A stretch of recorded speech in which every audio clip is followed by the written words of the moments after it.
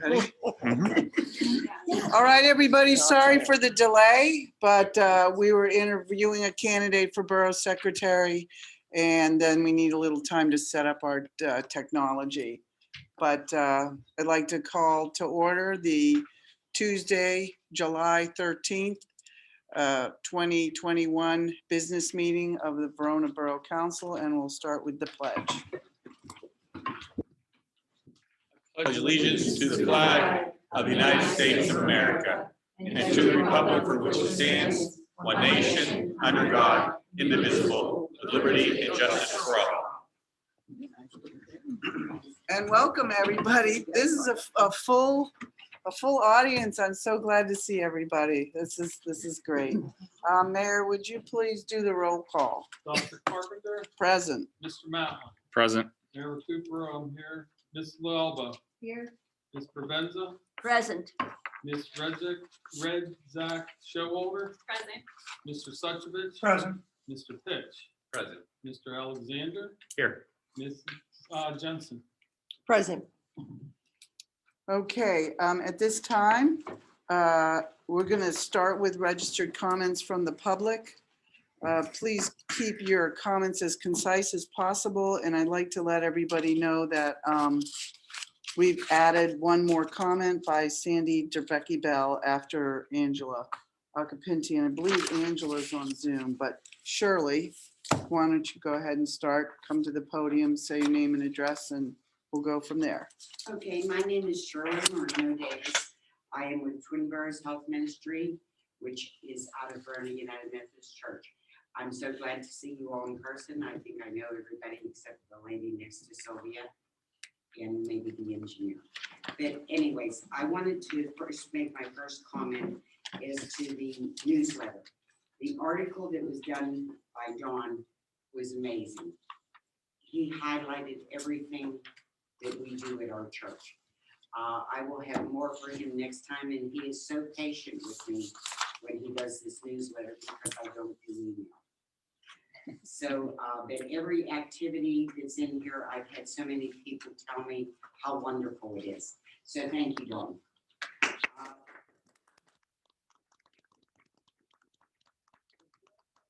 Borough is going to be doing a community dinner the last Wednesday of July.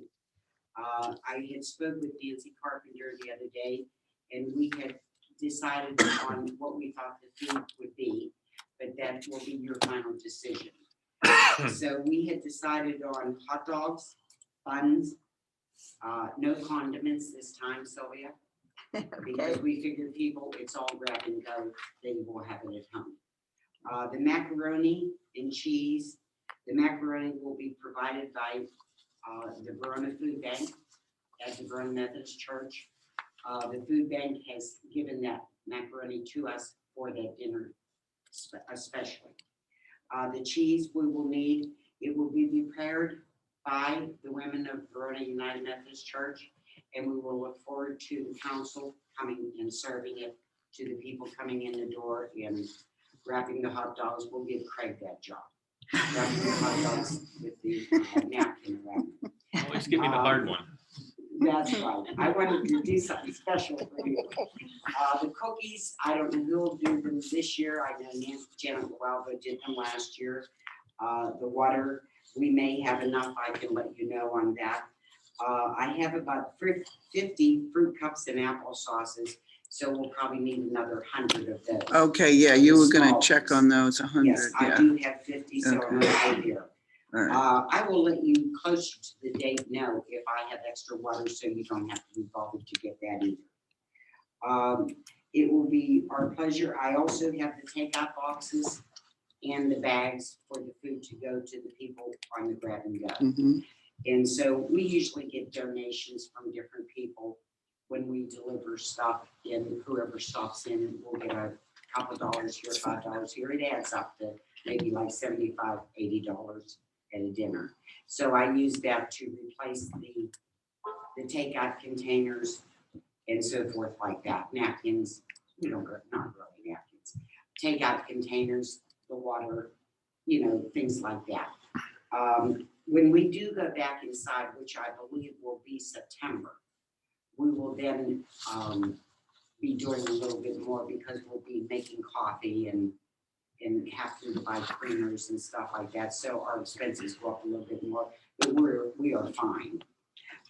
The next thing that I wanted to let you know is that let's see, the summer camp has been doing really good. We have it Monday through Friday at Verona United Methodist Church. It's a grab and go, and the food is provided by the Greater Pittsburgh Food Bank. It is all healthy food. That, in saying with that, the only days that we go to Cribs Field, which you have let us use, on Tuesdays and Thursdays is at 9:30 in the morning. I mean, at 8:30 in the morning, excuse me, to 11:30, and then we walk the children down to the church, about 8 of us adults that are counselors, and we have lunch with them there, and then their parents pick them up from the church on the front steps on Center Avenue. Oakmont Library has been magnificent. They have brought us snacks and everything for the kids every Tuesday, enough for the whole week. So they bring us bubbles for the kids. They bring us paper airplanes. They bring us coloring books, crayons. They bring us books for the kids to take home to read. I don't know what I'd do without them. There's been so many people that has helped me with just small things.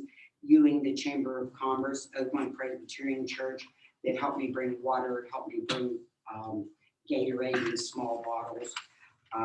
Dawn, Rhoda, Denise, Sandy, and Gus. I know there's probably somebody I'm missing, but I wanted to thank also Luke and Kathy for the signage that they put up for us for the camp. Jim and Bonnie folks for the amazing sign at the right as you go up the.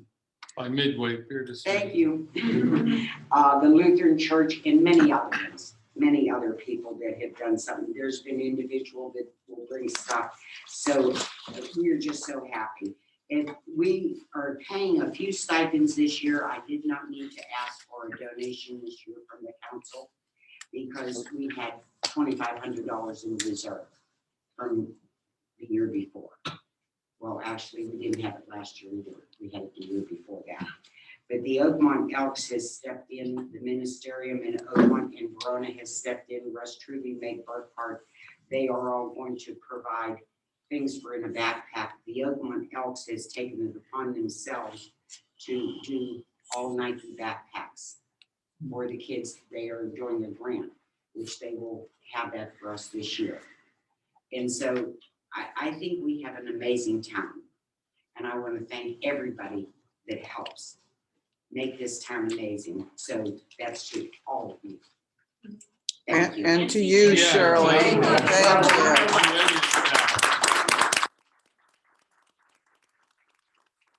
Thank you for that, but if I did not have the help I couldn't do it alone. If we didn't have you, it wouldn't get done either.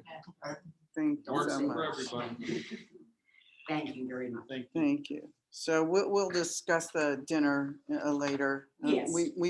I might push that off to the workshop because we have a big meeting tonight. Sounds great. Yeah, Just let me know if you need help with anything. okay, of course. Okay, next up is Angela Acapinti, who is on Zoom. Can you hear me? Hello? How are we doing here? Angela? Can you hear me? Can't hear. Hello? Angela, we are not able to hear you. Hello? There we go. Hello? I don't know. Hello?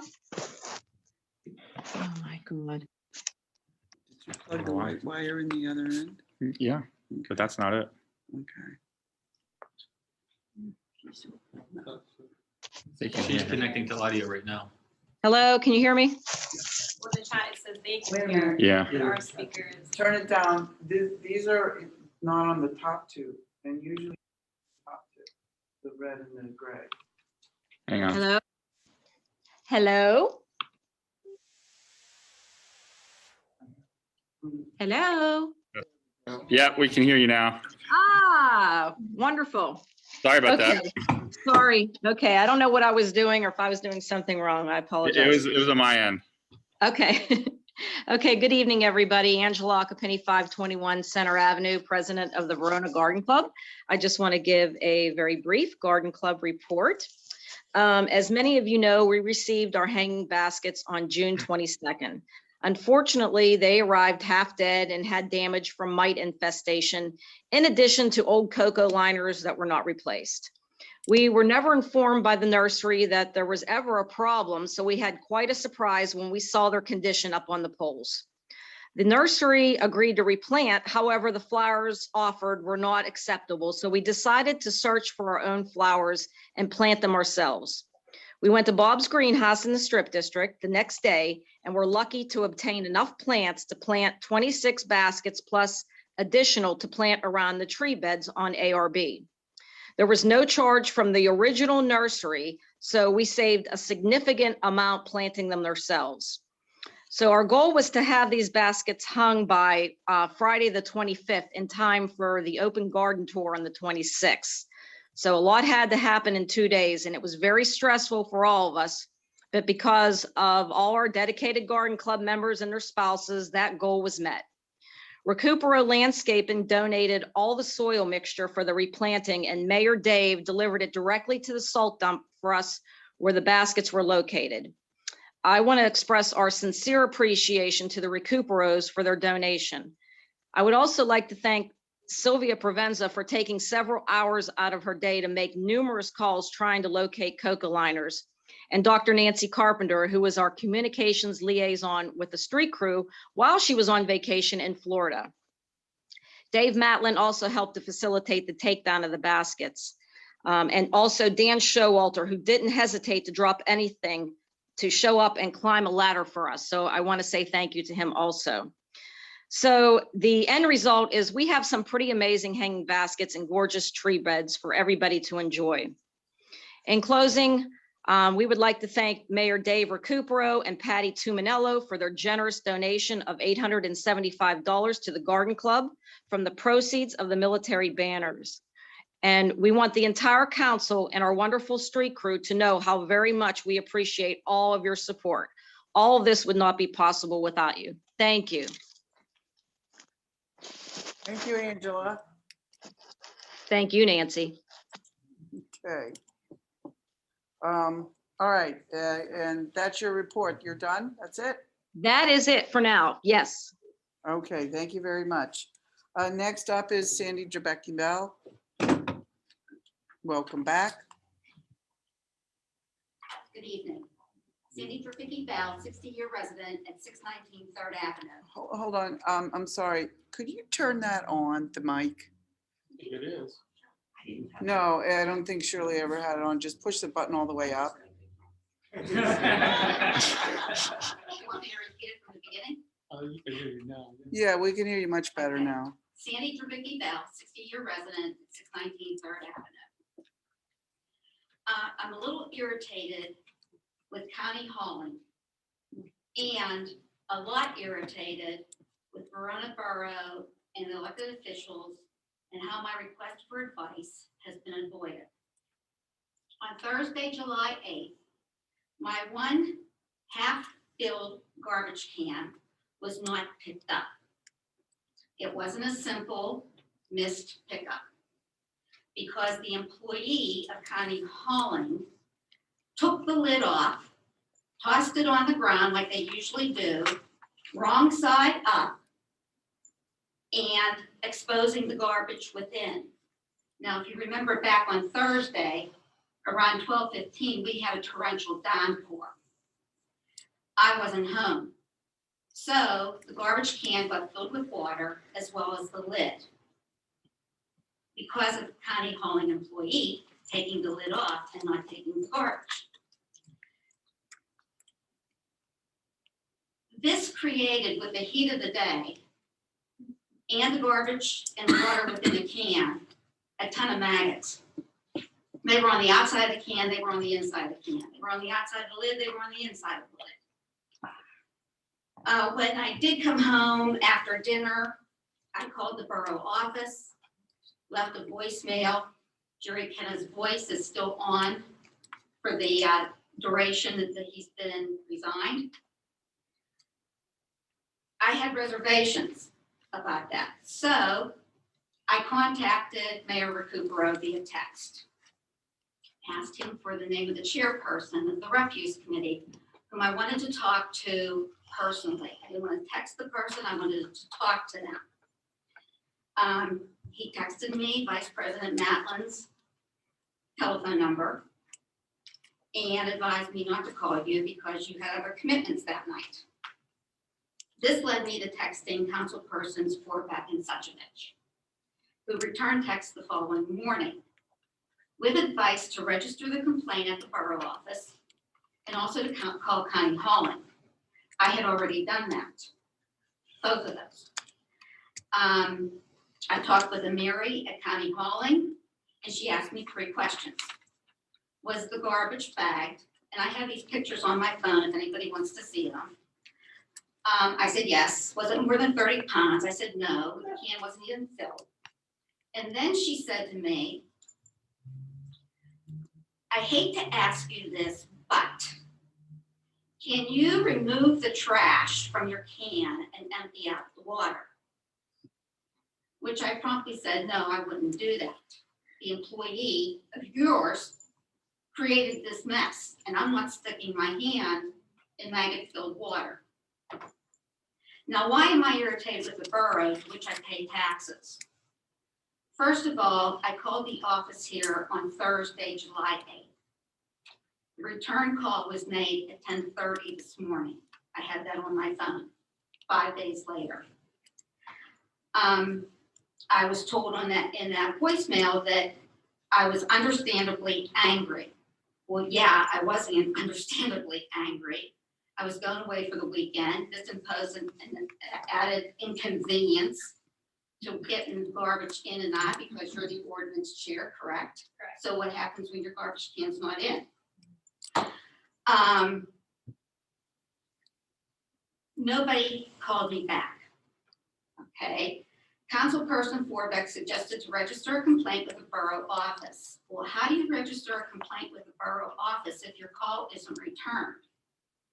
He informed me that a list was being maintained. I stopped into the office today to let them know that I would be coming to this meeting. Nobody asked me to file or register a complaint.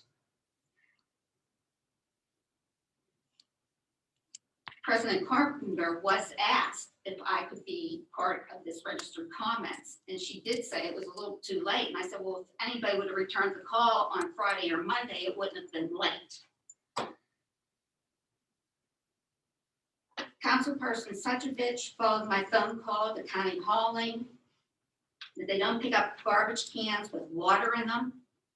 But my question is, what about when their employee creates the problem? You know, did council know about this policy? I don't know. There's a refuse committee. Why wasn't the public informed? Why isn't the public informed about this list that's being created? I think these are critical things that need to go into the Verona newsletter to let the public know. Has anybody watched the news in the recent week and a half about the lady in Pittsburgh that followed? Yeah. That might be me one of these days. Because this Thursday, I'm going to start watching what these garbage men do. Now, it's not my job, folks. You're the elected officials, the taxpayers. Taxpayers are at mercy with your decisions. So I don't know. I don't know what you guys can do, what you guys are willing to do. I appreciate you listening to me about this, but I think it's nonsense, especially when the taxpayer who pays for, I pay my bill like everybody else in this room, I'm sure. I expect services rendered. It's as easy as that. Don't tell me to put my hands in maggot-filled water. I won't do it. Thank you. Thank you, Sandy. The newsletter is a good idea. we'll start working on that. We already did that. And, you know, I think there's a lot of people in town who have issues with county hauling. Do And they we- come to these meetings? some of them, I am, and they do that in my house too. yeah. So we're working on it. Make sure the list goes in the, I want to see the list in the newsletter of the complaints made and what's being done about it. Okay. At this point, we don't have any other registered comments. Are there any other additional urgent agenda items that need to be added at this time? Hold on, no, we're just adding agenda items. The next, Well, hang on one second. I Oh, don't know, hold if on. it's- I don't know if it's urgent, but I have a resolution that needs to be passed with regard to the community garden. The motion did last month, but it actually needs, you actually need a formal resolution to attach to the declaration of taking. So I prepared that, and I'm gonna forward it to Trish earlier, and I'm just gonna ask that that be adopted in addition to the voice vote that happened last time. So okay, that'll be on my report. okay, great. So that's wonderful, thank you. Yep. So the next part of the agenda is public comments from the public regarding agenda items. And for some reason, it doesn't say that on this particular agenda, but usually the comments that we take at this time has to do with agenda items. So if you want to comment about something that's going to be voted on or agenda items at this time, you can come to the podium or raise your virtual hand, clearly state your name and address, and limit your comments to 3 minutes.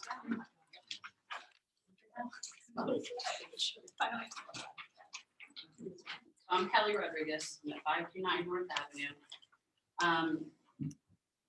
I have more information on more cats, but I don't think we need to talk about that right now, right? You're gonna talk about that later? Yes.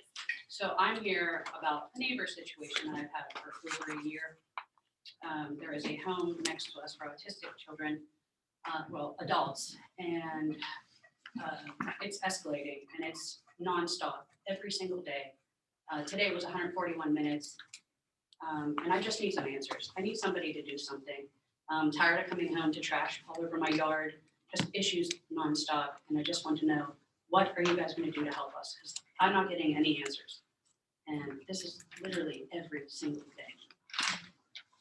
Okay, well, I know that BIU has been informed about the property itself, not about the people coming outside and whatever's going on there.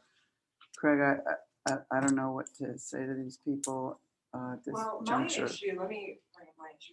The cops are there twice a day. I live on North, my name's Natalie. Well, you need to say your name and your address. Natalie Nzinga, I live on North 511.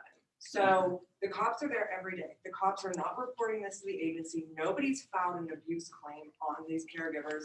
I don't understand why the police are not being educated on how to handle the situation, why nobody's called Adult Protective Services. I mean, they should be mandated reporters. We're seeing abuse happen every day in that house and nobody's doing anything.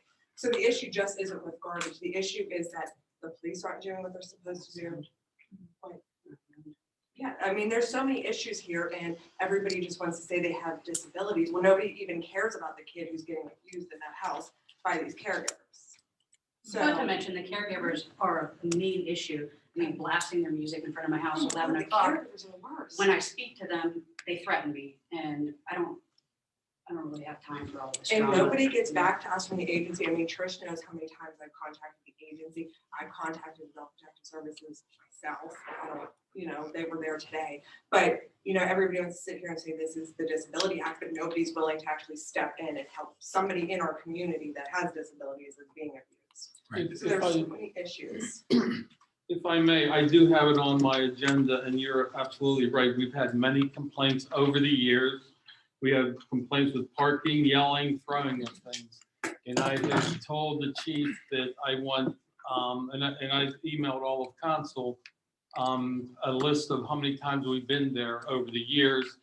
And I feel that we need to, and this is my opinion, it's up to the board and the solicitor to get the people that run this and meet with them, with our attorney, with our code enforcement officer, BIU, which does everything else throughout the borough, and tell them the problems we have. I understand all about the Disability Act and what have you, but there's no reason why residents have to put up with that. And it's not just recently, it's been many years. 100%. It's tough. And personally, I'm done with it. I want this board to take action on it, whatever it may be. Mainly the solicitor, he's, legal wise, we need to do something with that. And I think if it was just him, I don't think it would be as big of an issue as it is the caregivers. Right. The caregivers are coming in here and just trashing everything constantly. They park in my yard, and my yard's still destroyed. They're out there They just don't screaming. fix it. They don't care. I sent them a bill. So let me say this. Ms. Reddick Showalter contacted myself, Mr. Pitch, and the folks at BIU either late last night or early this morning to look into this. And I think it was actually yesterday that you did, because Matt and I started on it yesterday. BIU, and we're going to do everything that we can to help you. Now, I do have some concerns on what we can enforce with regard to zoning regulations because of what you called the Disability Act and something called the Fair Housing Amendments Act of 1988, which I forwarded to everybody just a little while ago to read, to get up to speed on some of the limitations that these federal regulations put with regard to zoning classifications. But certainly I would think that if the caregivers are acting inappropriately or parking in your yard and things like that should be able to be enforced through local statutes. So give us a few days. We're just on it now. I know that it's been an issue for you guys for a long time, but it's coming. BIU is brand new. What Matt, exactly is that? what's that? What exactly is that? Building Inspection inspectors, underwriters. They're the new code enforcement officer. Matt has taken over as zoning officer, so there's been some turnover.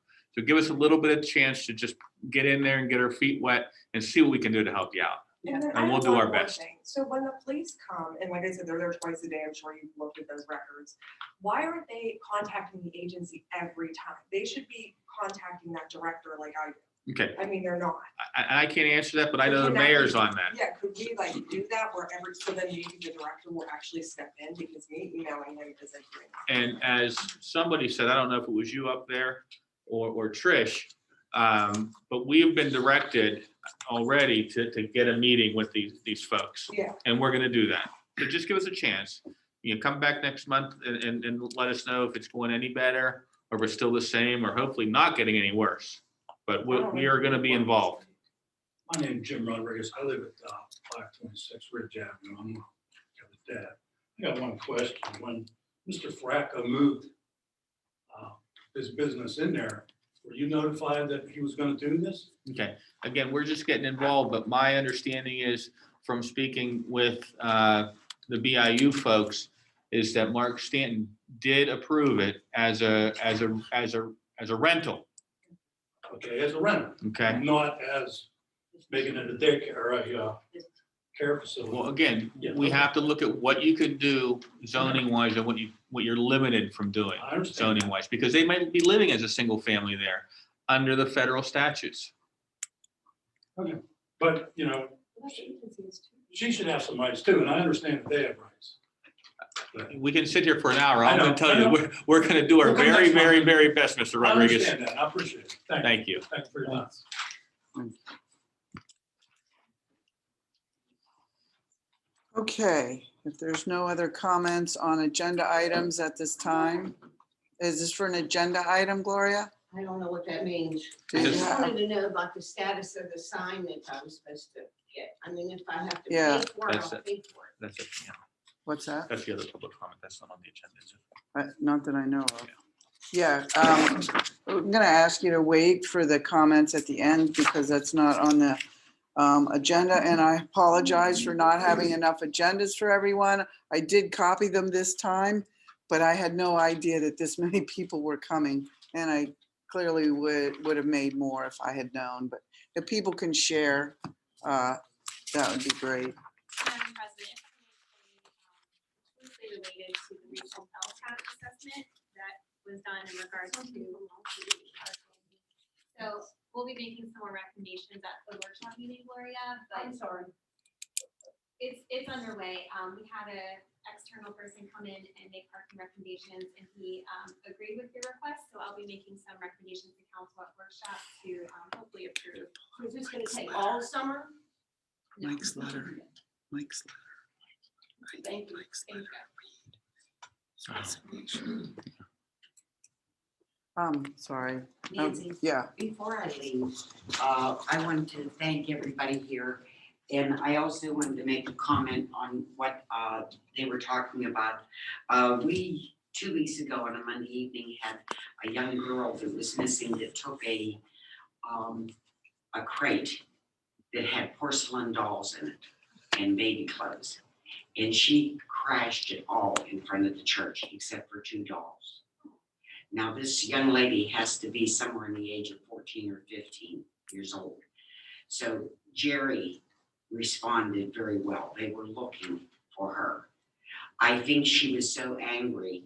I hope she's not an abused child.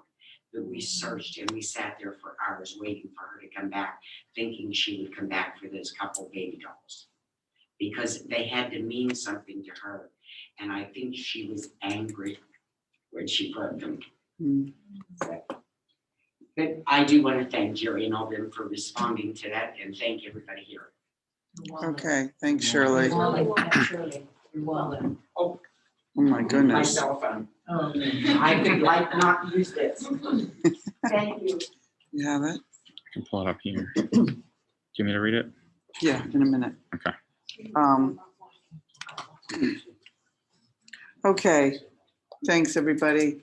So the next topic on the agenda is, many of you know, some you may not know, Michael Forbeck, who was a councilman, tendered his resignation on Monday, July 5th, due to having a offer of a job that created a conflict for him due to the Hatch Act. It's a state law and, a state job. And you can't have a state job and be an elected official at the same time. So he's an expert in the area in which he is taking this job. So they asked him to come back and do this for a couple of years. So he had to resign. And Did you want me to read it? yes, I would like, This is the letter from Mr. Forbeck, July 5th, 2021. Fellow council members, the Commonwealth of Pennsylvania has called me back into professional service to work on a special project in a field in which I am a national technical and regulatory expert. Since this is a 2-year potential project, I will not be able to serve as an elected official for local government. Effective immediately, I am resigning from the position as a Verona council member. I will, however, offer to support the citizens of Verona as an advisory resource for 902 and 904 recycling grants and the Verona Comprehensive Plan. Sincerely, Michael G. Forbeck. so at this time, I'd like to take a motion to accept Mr. Forbeck's resignation. I would like to make a motion, Nancy, or excuse me, I would like. No, we're just making a motion to accept To accept his Mr. resignation. Forbeck's resignation. My apology. But you- Okay, that's Second. second by, first by Mr. Suchovich, second by Mrs. Provenza. Any questions or comments? All those in favor, please say aye. Aye. Opposed, motion passed. Okay, so, all right. So thank you to Mr. Forbeck for his service to the community. We appreciate everything that he did and hopefully will continue to do and be involved. Before we do anything further on the that vacancy, I'd just like to real quickly update everybody on where we are with our borough secretary hiring. We had another interview this evening before the meeting, part of the reason why we're a little late. And we are very close to a decision, and the next steps now that need to be made are sending this person a offer letter. And there's some information we need to gather before we can do that. So my hope is maybe the workshop meeting, maybe the business meeting in August, that we will have somebody hired to take that position for the borough. And I'm very excited about that. The next item on the agenda is to fill the council vacancy. Just a little background, what we're doing is filling the rest of the term, the position for the rest of the year. For it's about 6 months, a little less than 6 months that we're filling this term. We will then, there'll be an election for the 2 years that's left on Mr. Forbeck's term, but we're not concerning ourselves with that tonight, just the 6 months for the rest of the year. We put out a request for letters of interest, and we got 2 letters of interest by the deadline of noon on Monday. One was Tim Long and one was Joey Warren. So at this point, I will take nominations for that council vacancy. Nancy, I'll make the nomination to nominate Joey Warren to fill the position Okay. vacancy of Michael. Okay. Any other nominations? I'll nominate Tim Long.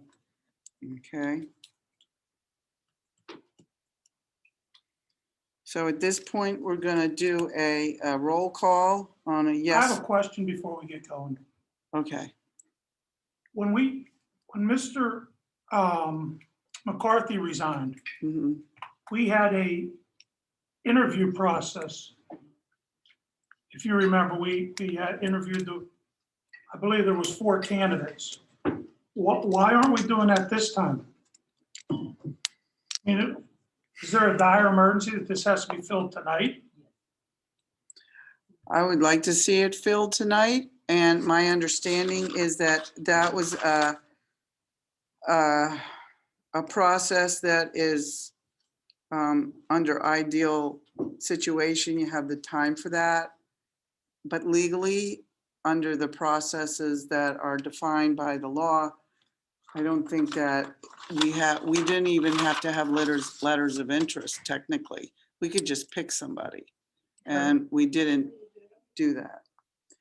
So, you know, we So asked for you're letters saying of no interest. to an interview process to ask questions to these fellows? As far as I know, and, you know, maybe this isn't true, but from what I understand, both candidates talked to every single person on council.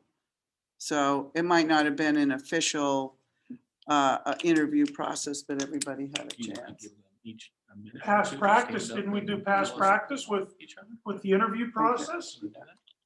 Yeah. Well, why don't you suggest that? So sometimes every community does it differently. There are no rules with regard to how you fill a vacancy other than it has to be filled within 30 days of the date that the resignation is accepted. Some people just put somebody in. Some people take letters of intent. Some people take letters of intent in interview. I've had communities take letters of intent and narrow it down in any which way they do. And then we have the 2 people sitting here and they say, well, stand up and tell us a few things about yourselves. And that could constitute an interview. So I suggested just a second ago to Dr. Carpenter, why don't we have Joey and Tim stand up, give us a couple minute introduction of each other, and then we can move forward with the nomination. Okay. Is that good with you guys, Tim and Joey? Sure. Who would like? Is this a Q&A session or just a chance to share about us to council who will be voting tonight, or how would this be conducted? If it's gonna be My suggestion, Joe, was just introduction. But if council wishes to ask a question, I mean, I guess I didn't really think about that before I made the suggestion. Sure. Can I approach the podium? Kind Sure. of explain, I think, you mind if I go first? Is that okay? Just to kind of explain, my name is Joey Warren. I've been here for a little over 3 years now. I did reach out individually to each member of council last week, and also the mayor. I was approached by a council member and was shared the opportunity that was coming up. I went through a full vetting process, interview, provided my resume 6 months ago. So I have spoken to everybody that's making an appointment tonight on council, as well as the mayor. In the 3 years I've been here, I've done a number of things in the community that I'm proud of and have supported.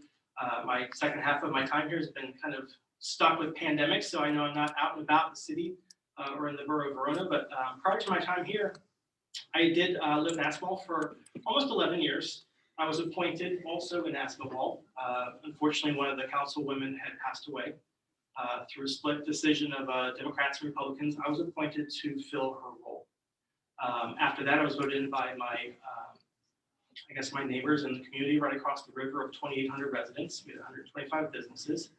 I served on many committees. I chaired a number of them. I worked through hiring process of hiring a police chief. We had a number of, you'd say, turnover within our elected officials and people who were hired for the borough. So the experience I would bring for these next 6 months would be, the experience of having been appointed, being able to jump in and assist and be shoulder to shoulder with the elected officials here, I think represent what much of Verona is. I'm 41 years old. I have 2 children, one in middle school, one in high school. My wife works at the elementary school here. I work at Children's Hospital, fundraising to help support the hospital. So that's a little bit about me professionally. As far as my history with working with municipality, and I guess about myself in these last 3 years. I know a number of people here I've seen around town at restaurants, at litter pickups, a couple living rooms in the first year and a half before the pandemic. So I know I've had a chance to meet a number of people, but not everybody, but I look forward to. Given a chance to be appointed, I hope to represent everybody, not just who I am or who my family is or where I come from, but having only been here a short 3 years compared to some people who have been born here or have been here longer, I don't see that as a hurdle to representing my street, my family, my neighborhood, my fellow residents. Any questions? Good. One question. Sure. What's your major motivation to take this spot at this time? For the interim for the next 6 months, I have said this before, we are a full-time community. We deserve a full-time representation. I hope to fill a seat and represent the change that's looking to move forward. I know there's been a number of vacancies, a number of changes, a lot of decisions to be made on what we're going to do, not do, how we're going to move forward. And in the 150th anniversary of Verona, I hope to, for the next 6 months, continue to move at the momentum of people that have committed their time and efforts, both as volunteers, as council persons, and people maybe pop in every few months. So I just hope to represent the community. Thank you. Thank you.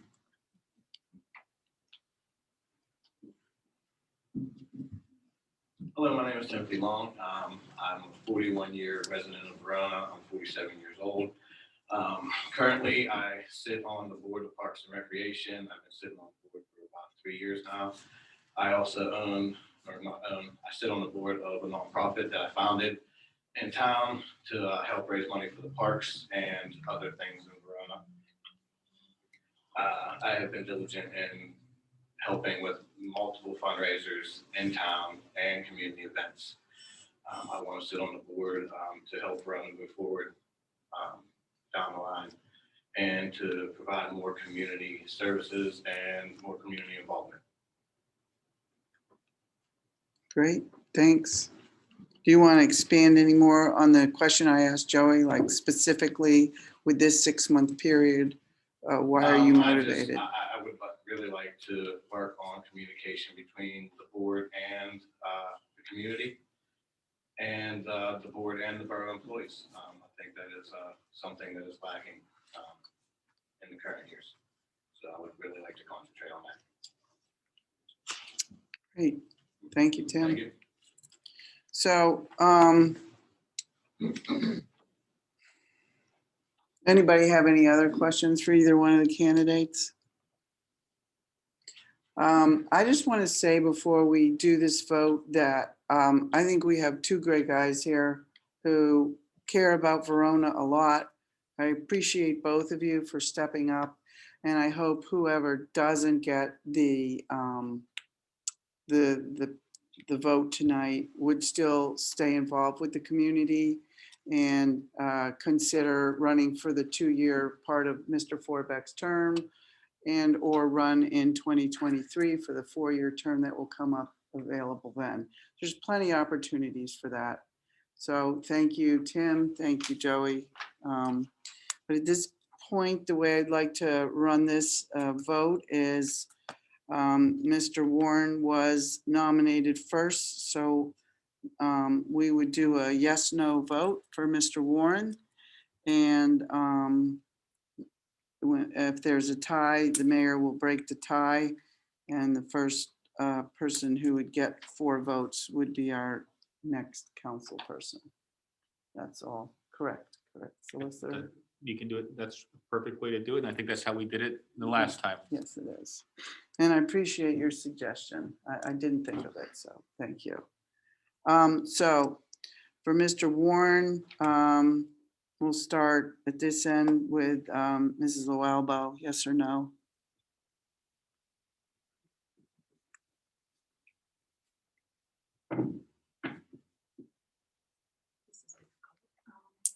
It is, because they're both good. Yeah, I'm really, really torn. And I support you both. I am going to say yes. Okay, thank you. Mr. Sachovich. No. Not for any particular reason. It's okay. Thank you. Mrs. Provenza. Yes. Mr. Matlin. Yes. I will say yes. No. So it's 4-2 for Mr. Warren. That's a majority. So. Congratulations. Congratulations. Congratulations. And if I may say that, I think I'd like to thank both of you for stepping up. Because as you see, you're the only two that actually did step up. And it is a very hard decision when it comes down to this board and even myself when I have to break ties. Because you got 2 people that you know, and it's a very tough decision to do. And I just would, and Jim's back and nodding his head because Jim was on council and he knows what we've gone through in the past, with those type of decisions. And I just respect both of you for stepping up to the plate and wanting to help, the community. And continue to do what you do. You do a lot of work in the community, and thank you for that. So, Joe, we have to do it. Yeah, now, first of all. Oh, that's right. I'm sorry. Yeah. You got to finish. So I want to ditto everything that the mayor just said. And especially Tim, I don't know, with you and LVAF and your helpers, Vince, of course, and everything, you guys do wonders. And Trish is the chair. I don't know how much longer she's going to do that, but you may very well end up in that position. I mean, we need you here, and we'll, have you see you again, I'm sure, very soon. Yeah. So at this point, Joey, we need you to sign the certificate of residency. Make a motion Yeah. What? to accept. Oh, do I have to, do we? You don't have to, but go ahead. If you want to make a motion, that's To fine. accept the vote? Yeah. Yeah. It's a vote. I mean, he's been appointed as far as I'm concerned, but. Motion to appoint. Oh, okay. I'll take a motion to appoint Joey Warren for the council vacancy. I'll make a motion. Okay, motion by Mrs. Provenza, second. I'll second. Second by Mr. Matlin. Any other questions or concerns? What was I going to say? All those in favor, please say aye. Aye. Any opposed? Thank you. That's nice. That's a nice support for our new council member. I appreciate it. I always everybody. recommend that, Yeah. making it unanimous Yeah. at the end. Okay, I'm sorry. I haven't done that that Before we often. do the oath, we need to do, as Dr. Carpenter said, the affidavit of residency. and you've been through this before, I think that the Borough Code had the affidavit of residency back when you were a councilman, and all it says is that you're a qualified elector, which means that you've lived in, you're registered to vote, and you lived in the community for 1 continuous year. Correct. So I prepared that, and again, as we did the last time, don't think I just prepared it for Mr. Warren. I prepared one for Mr. Long in case he was appointed, and I also prepared one for the 2 people that were on the ballot in case they somehow made it through. Because we knew we were going to be deciding on someone to fill the vacancy tonight. We just didn't know who it was going to be. Yeah. When we did this after Mr. McCarthy resigned, we had everybody who was applying fill it out and sign it, and I shredded the ones who didn't get it. Thank you. And now the mayor is going to administer the oath. Let you read it as we go. I state your name. I, Joseph Warren, Have been appointed to the vacant position of council member having been appointed to the vacant position of council member for the Borough of Verona, for the Borough of Verona, do solemnly swear or affirm do solemnly swear or affirm that I will support I will support and obey and defend the Constitution of the United States, and obey and defend the Constitution of the United States, the Constitution of the Commonwealth of Pennsylvania, the Constitution of the Commonwealth of Pennsylvania, and that I will discharge the duties of my office with fidelity. and that I will discharge the duties of my office with fidelity. Congratulations. Okay, let's just sign this real quick while you're here.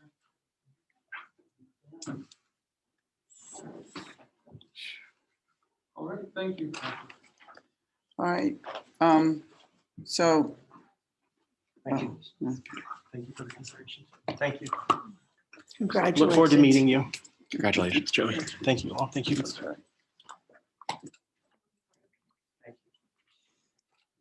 So Joey, if you want to take a seat up here, there's some information up there, and we'll get you some other stuff later.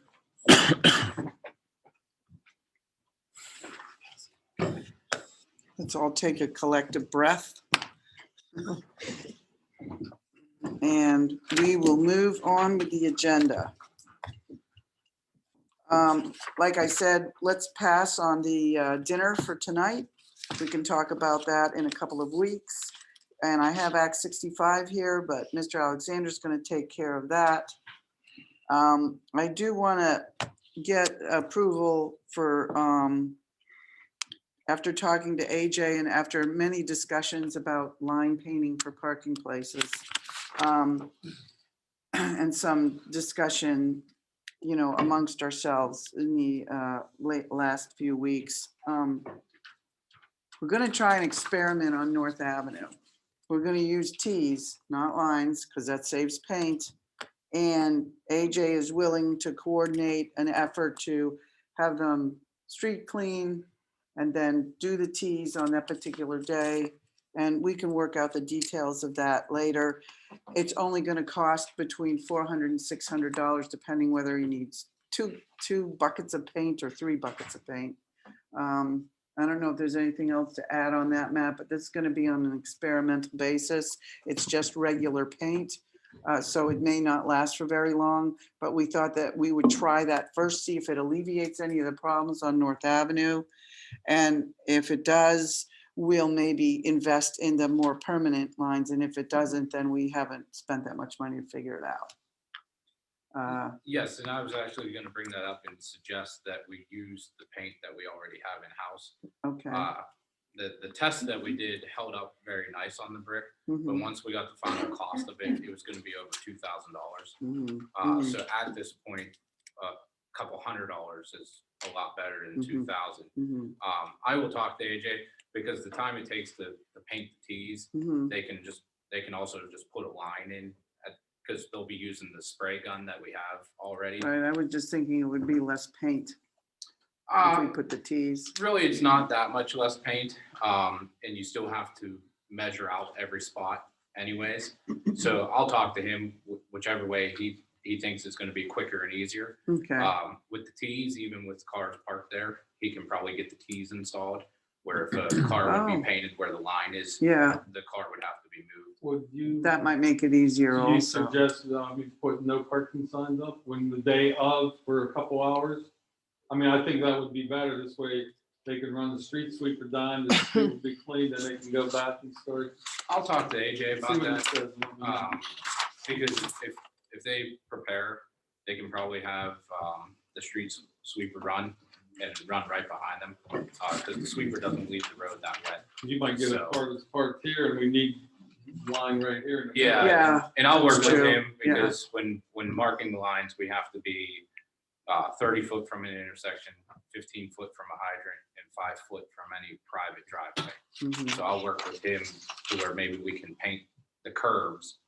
That way, on a day where it's clear, they can run out in the street and get the lines painted. But I did talk to him about that after we got the price back, and they don't have any issue using the spray equipment we already have in-house. Mhm. And like you said, it would take probably 2 or 3 5-gallon buckets, which are about $150, $200 a bucket. Mhm. And I think that's a far better thing to try than jumping right into $2,000 for Right. the other Right, process. right, because if it doesn't alleviate the problem, then we'll let the other ones fade and then, figure out something else. And then if it does do its job, we can look into doing the better paint. Yes. Or I think the paint we have in-house should still last between 9 and 12 months. So it might just be something that every spring we put on a Mhm. refresh cycle. Yeah, But yeah. it's something that we'll definitely look into in the next week or two, trying to Yeah. get done. You get up to 5 or 6 years, though, then you've met the cost of using the other method. So if it really works. we might Yeah, do and that. unfortunately, we've only had the test down on North there for North and First. It's only been there for a year and a half. Mhm. So it might peel up this year, which Mhm. at that cost, it would be Right. more cost effective to Right. just do it every year then. Right, right. So, right. but we're definitely, I'll talk to AJ and we'll definitely get something scheduled to Okay. get something moving here soon. Yeah. And the other thing, slightly related, slightly unrelated is, and as to Mrs. Worf's suggestion from many times past, and LTAP suggestion, to take care of some of the crosswalks and lines by the stop signs. And I just asked AJ today if he would be willing to start working on that and that they would figure out when to do it and how to do it. So I just was hoping to get a motion to spend the money that's needed for painting the parking tees on North. And we'll get into the other streets. I'll let you handle that. And also to start working on the crosswalks and the stop sign lines. I'll make that motion. Second. Okay, motion by Mrs. Provenza, second by Trish Redzak Showalter. Any other questions or concerns about this motion? All those in favor, please say aye. Aye. Any opposed? Motion passed.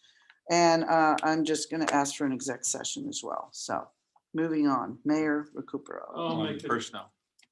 On personnel, yes. I'll Sorry. make it quick. The 150th anniversary committee,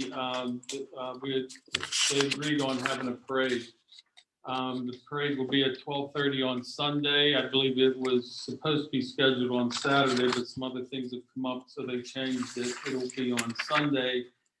And if anybody in the audience or listening on Zoom has any ideas for what we could use in the parade, please let someone know on the board, myself or anyone else on the 150th committee for any ideas. If you could have them by the end of this month, because this will be in September, I believe, September 19th. September 19th. Is it September 19th? Yes. 19th day. September 19th, that's a Sunday, it'll be 12:30, and we're gonna start at the ball field. And we're gonna tentatively have some older cars in, probably about 20, 25 of them, different years, and they're gonna have a little car cruise up at the ball field, and that's gonna coincide with a picnic that they're having. So if there's any questions, please get a hold of someone on the committee or myself. The other thing too is I wrote down code enforcement, but it's pretty much with BIU, the new company we have. Are they doing the ordinances on high grass and what have you also? Yeah, he's just getting caught up with the occupancy inspections, but when he's riding around, he has taken the initiative, Mr. Keeley, to do that. And really the best way to get this information, I know in the past, maybe tip sheets haven't been that useful, but with Mr. Keeley, he takes them very seriously. He follows up on them. If there's something, you know, that he can hang a door hanger on, he hangs it. You know, if it doesn't follow the ordinance. In a couple of the vacant lots with high grass, there's no house, so there's nothing to hang it on. But he's going through the procedure, you know, door hanger, letter, citation, very methodically. So if anybody has any place they want to report, if you fill out a tip sheet and give it to us at the office, we'll make sure he gets it and he will follow up with it. All right. In the personal home, we did touch on that at the very beginning. We will work on that, and hopefully we can, you know, come to some resolution on that. That's all I have. Thank you. Thank you. All right, next is the police chief's report. I think Yes, I people have a copy of that. Complaints received 188, total crimes reported 25, total crimes cleared 20, total persons arrested 9, crimes code summary issued 1, vehicle code summary issued 24, borough code summary issued 15, borough parking tickets 74. The revenues are magistrate fines collected $390.90. Borough fines and fees collected $420. Police report purchase $30. Total fines and fees collected for the month $840.98. And parking permit fees $130. That's it. I'll take a motion to accept the police chief report. I'll make that motion. First by Mrs. Loalbo. Second. Second by Mr. Matlin. Any questions or concerns? All those in favor, please say aye. Aye. Any opposed?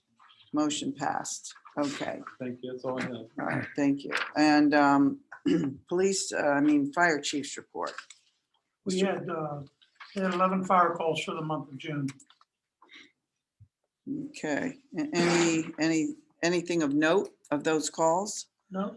No. Okay. All right, well, I'll take a motion to accept the fire chief report. Make that motion. Motion first by Mr. Matlin, Second. second by Mrs. Loalbo. Any questions or concerns? All those in favor, please say aye. Aye. Any opposed? Okay, thank you, everyone. The EMS report, I got an email from Mr. Lavelle, and he is still recovering. There is no report this month, but I believe he is doing well and getting better, and he'll be back working as of the 30th of July or the 1st of August or whatever. So we don't have a report today. And next up is Mr. Alexander. Thank you, Dr. Carpenter. A few things to address. The first thing is Act 65, which you had had on your report. The act is an act that was enacted into law by Governor Wolf on June 30th, and it has to do with an update of the Sunshine Law, and most specifically with agenda items and what can be voted on and what can't be voted on, and publishing the agenda and how quickly you need to get it out to the public and things of that nature. Basically, some of the things that you have to do is, one, you have to publish the agenda. If the borough maintains a website, you have to publish that agenda within 24 hours of the meeting. You have to make available copies to the public at the meeting, or you could place it on the screen so people could follow along. Like today, we didn't anticipate this big of a crowd, so we were a few agendas short, but we did make them available to everybody. One of the big things in the new act is that it precludes council from voting on items that aren't on the agenda. So if it's not on the published agenda and it's not a true emergency, or it's not what's called de minimis, then it can't be voted upon. And you'll have to either call a special meeting or you'll have to wait until the following meeting, which in this borough is either the workshop meeting or the next regular meeting. Our workshop meeting is advertised as a voting meeting. You absolutely cannot vote on any item that involves a transfer of money or contracts unless it's a true emergency. And I didn't write it down, but I think it affects life and limb or something like that. So it's a very important act. It's been circling around the House and Senate now for a matter of years, and it never picked up traction. And then all of a sudden, here on June 30th, the Senate passed it, or rather a few days before that, the Senate passed it. And then on June 30th, Governor Wolf enacted it into the law. And the Office of Open Records is one of the agencies that is tasked with enforcing the Sunshine Law or getting the Sunshine Law out there to folks. And they've scheduled a webinar, a training webinar. Tomorrow. And Joey, I'm going to send this link to you. I thought I had your I'm sure I have your email somewhere in my system, but when I just type your name in, it doesn't come up. So I'll find that, or I'll get it to you at the end of the meeting, and I will forward this link off to you. But the webinar is July 14, which I think is tomorrow, at 10 o'clock in the morning. So I would really recommend that everybody that's able to take that webinar do so. This act goes into effect in 60 days from June 30th. So what that means is that come your September meeting, it's in effect. And like this resolution that I want to bring up today, it wasn't on the published agenda. Something like that won't be able to be voted on in the future. So, people like me, I'll be tasked with making sure my items are on the agenda every month before the agenda comes out. And a lot of things come up at the last moment. And it's going to take some growing pains, and you're going to see, oh, we can't vote on that. We got to wait for the next time. But it's also going to stop people trying to zing people and slide things in at the last moment. And that's what the act is for. So, sir, does this relate to public comment that would have to have a deadline for submission for being on an agenda? No. Or just for voting items? This is for voting items. Thank you. So that's my update on Act 65. We did have a zoning hearing board meeting, I think last Wednesday, no, 2 Wednesdays ago because I was on vacation, with regard to 443 North Street. We're awaiting the zoning hearing board decision. And I did tell some folks that inquired about that I will press the zoning hearing board solicitor to make sure that zoning hearing board decision is issued in a timely fashion. There was an issue with regard to a street closure for a local event. I received a confirmation that all the property owners were notified of that. And there was also a requirement that they provide sufficient insurance coverage. And Ms. Jensen forwarded that insurance coverage to me today. I had the opportunity to review it. I also consulted with an insurance agent, and that is sufficient to cover the borough's interest. So that's good to go. There was some discussion about our fee schedule resolution a few weeks ago and the need to update it. We have sort of piecemealed fee schedule resolutions, and every now and again, something comes up that we find out isn't on there. So I took the lead and said, I will sit down with the ordinance committee chair and we will come up with a comprehensive fee schedule resolution. So Trish and I, and maybe the whole committee, are going to do that as quickly as possible. And we'd like to have something before council, perhaps at the next regular business meeting. One more item. Community garden resolution. Last but not least. So we passed this at the last month's meeting to go forward with the condemnation for the community garden, but it has to have some enabling legislation, either a resolution or an ordinance, so I prepared a resolution so that I can get this filed downtown, get the 30 days to pass. That's the period of time where the owner or somebody can file what's called preliminary objections, to object to the taking in some form or fashion, which we don't anticipate because the heirs of the folks that own the lot are cooperating with us and willing to actually donate it to the borough if they were able to do that. But they're not, so we're going to do a condemnation process.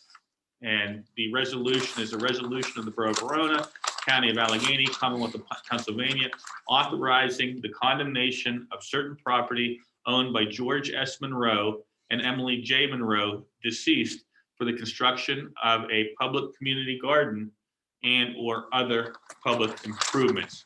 And it just goes on to say that the property is located at 246 West Railroad Avenue. The deed book volume of the property and the page in the deed book volume, a description of the property, and that the borough authorizes proper borough officials to enter into whatever documents are necessary to bring this to a conclusion, get it to the board of viewers, pay estimated just compensation, and things of that nature. The property is 246 West Railroad, deed book volume 2895, and parcel ID 365F 393. And that is the resolution, Madam President, and I would request a motion on that resolution, which I think Ms. Reddick Showwater is going to make. Yes, Greg, I would like to make that motion to accept the resolution to condemn the property at 246 West Railroad for the purpose of the community garden. Okay, first by, Second. second by Ray, R.S. Any other questions or concerns? What would be permitted other uses other than gardens? I know it's at the end of that garden or other uses, or however you phrased it. Anything that could come up with the garden. Maybe you want to show a movie there at some point. It's a public use. Composting or anything A else? composting. Any public person, but the main use is the public garden, the community garden. I also have a question, which is anticipated timeline for the school board, other users to exonerate. We don't have, with the condemnation, we don't have to go that route. That was a separate route. So my anticipation is to get this filed before Friday, on Friday, because I have tax assessment appeals all day on Thursday. On Friday, but no later than Monday. On Friday is really what's going to be. And then get it served. And that might take an order of court because the folks are deceased. So we might have to get an order of court to serve the heir. And then they have 30 days to file what's called preliminary objection, which nobody anticipates. Then once the 30 days is expired, Verona owns the property. Then all we are arguing over is what it's worth. And again, the property owner is working with us on that. I don't expect it to cost anything, really. But 30 days after we get them served, under the eminent domain code, you take possession of the property. Great. So there's a motion on the floor. Any other questions or concerns? All those in favor, please say aye. Aye. Any opposed? Motion passes. We need to Awesome. make sure we get that signed Yes. by everybody who needs to sign it. And I'll need a number on it. Okay. And I have to just notice that your spell check doesn't pick up things that are capitalized. I just found out I misspelled George. Oh, dear. That's because you didn't send it to me first. My emails? Yeah. It's not a contest, David. What's that?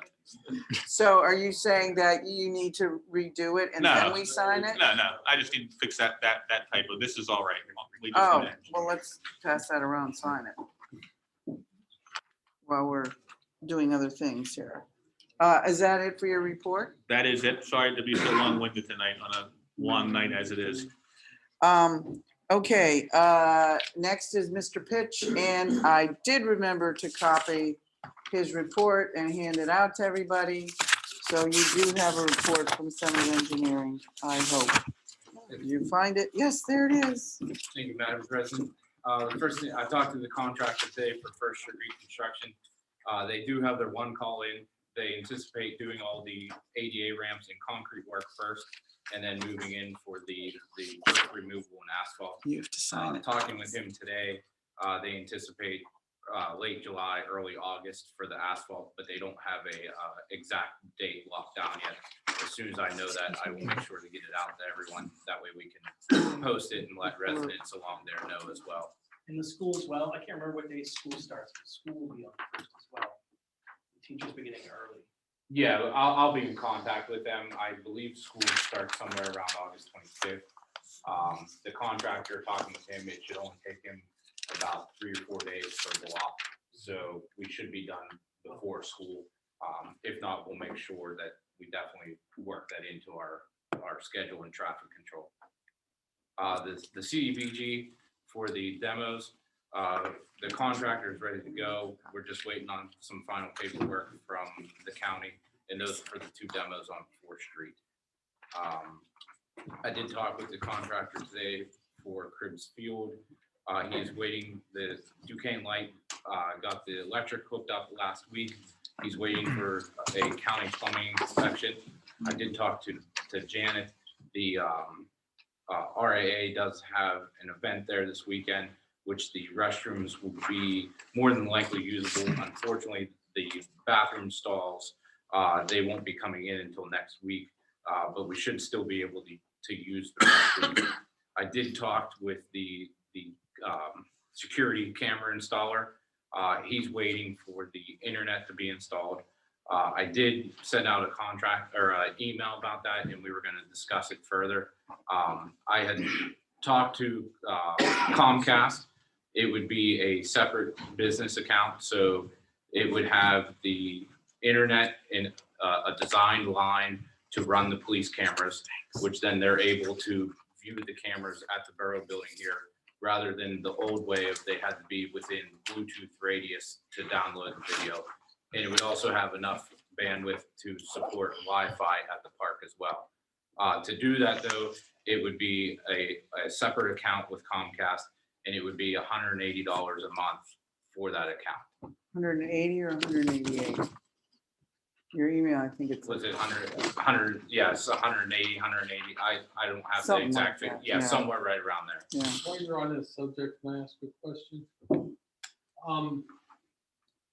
I don't understand the technology behind the cameras, but we had cameras up. We had cameras up there before. Is this just a separate price from Comcast just for that?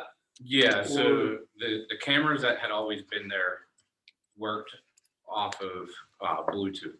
So the police had to physically drive up to Athletic Street or 2nd Street to be able to download the images from the cameras.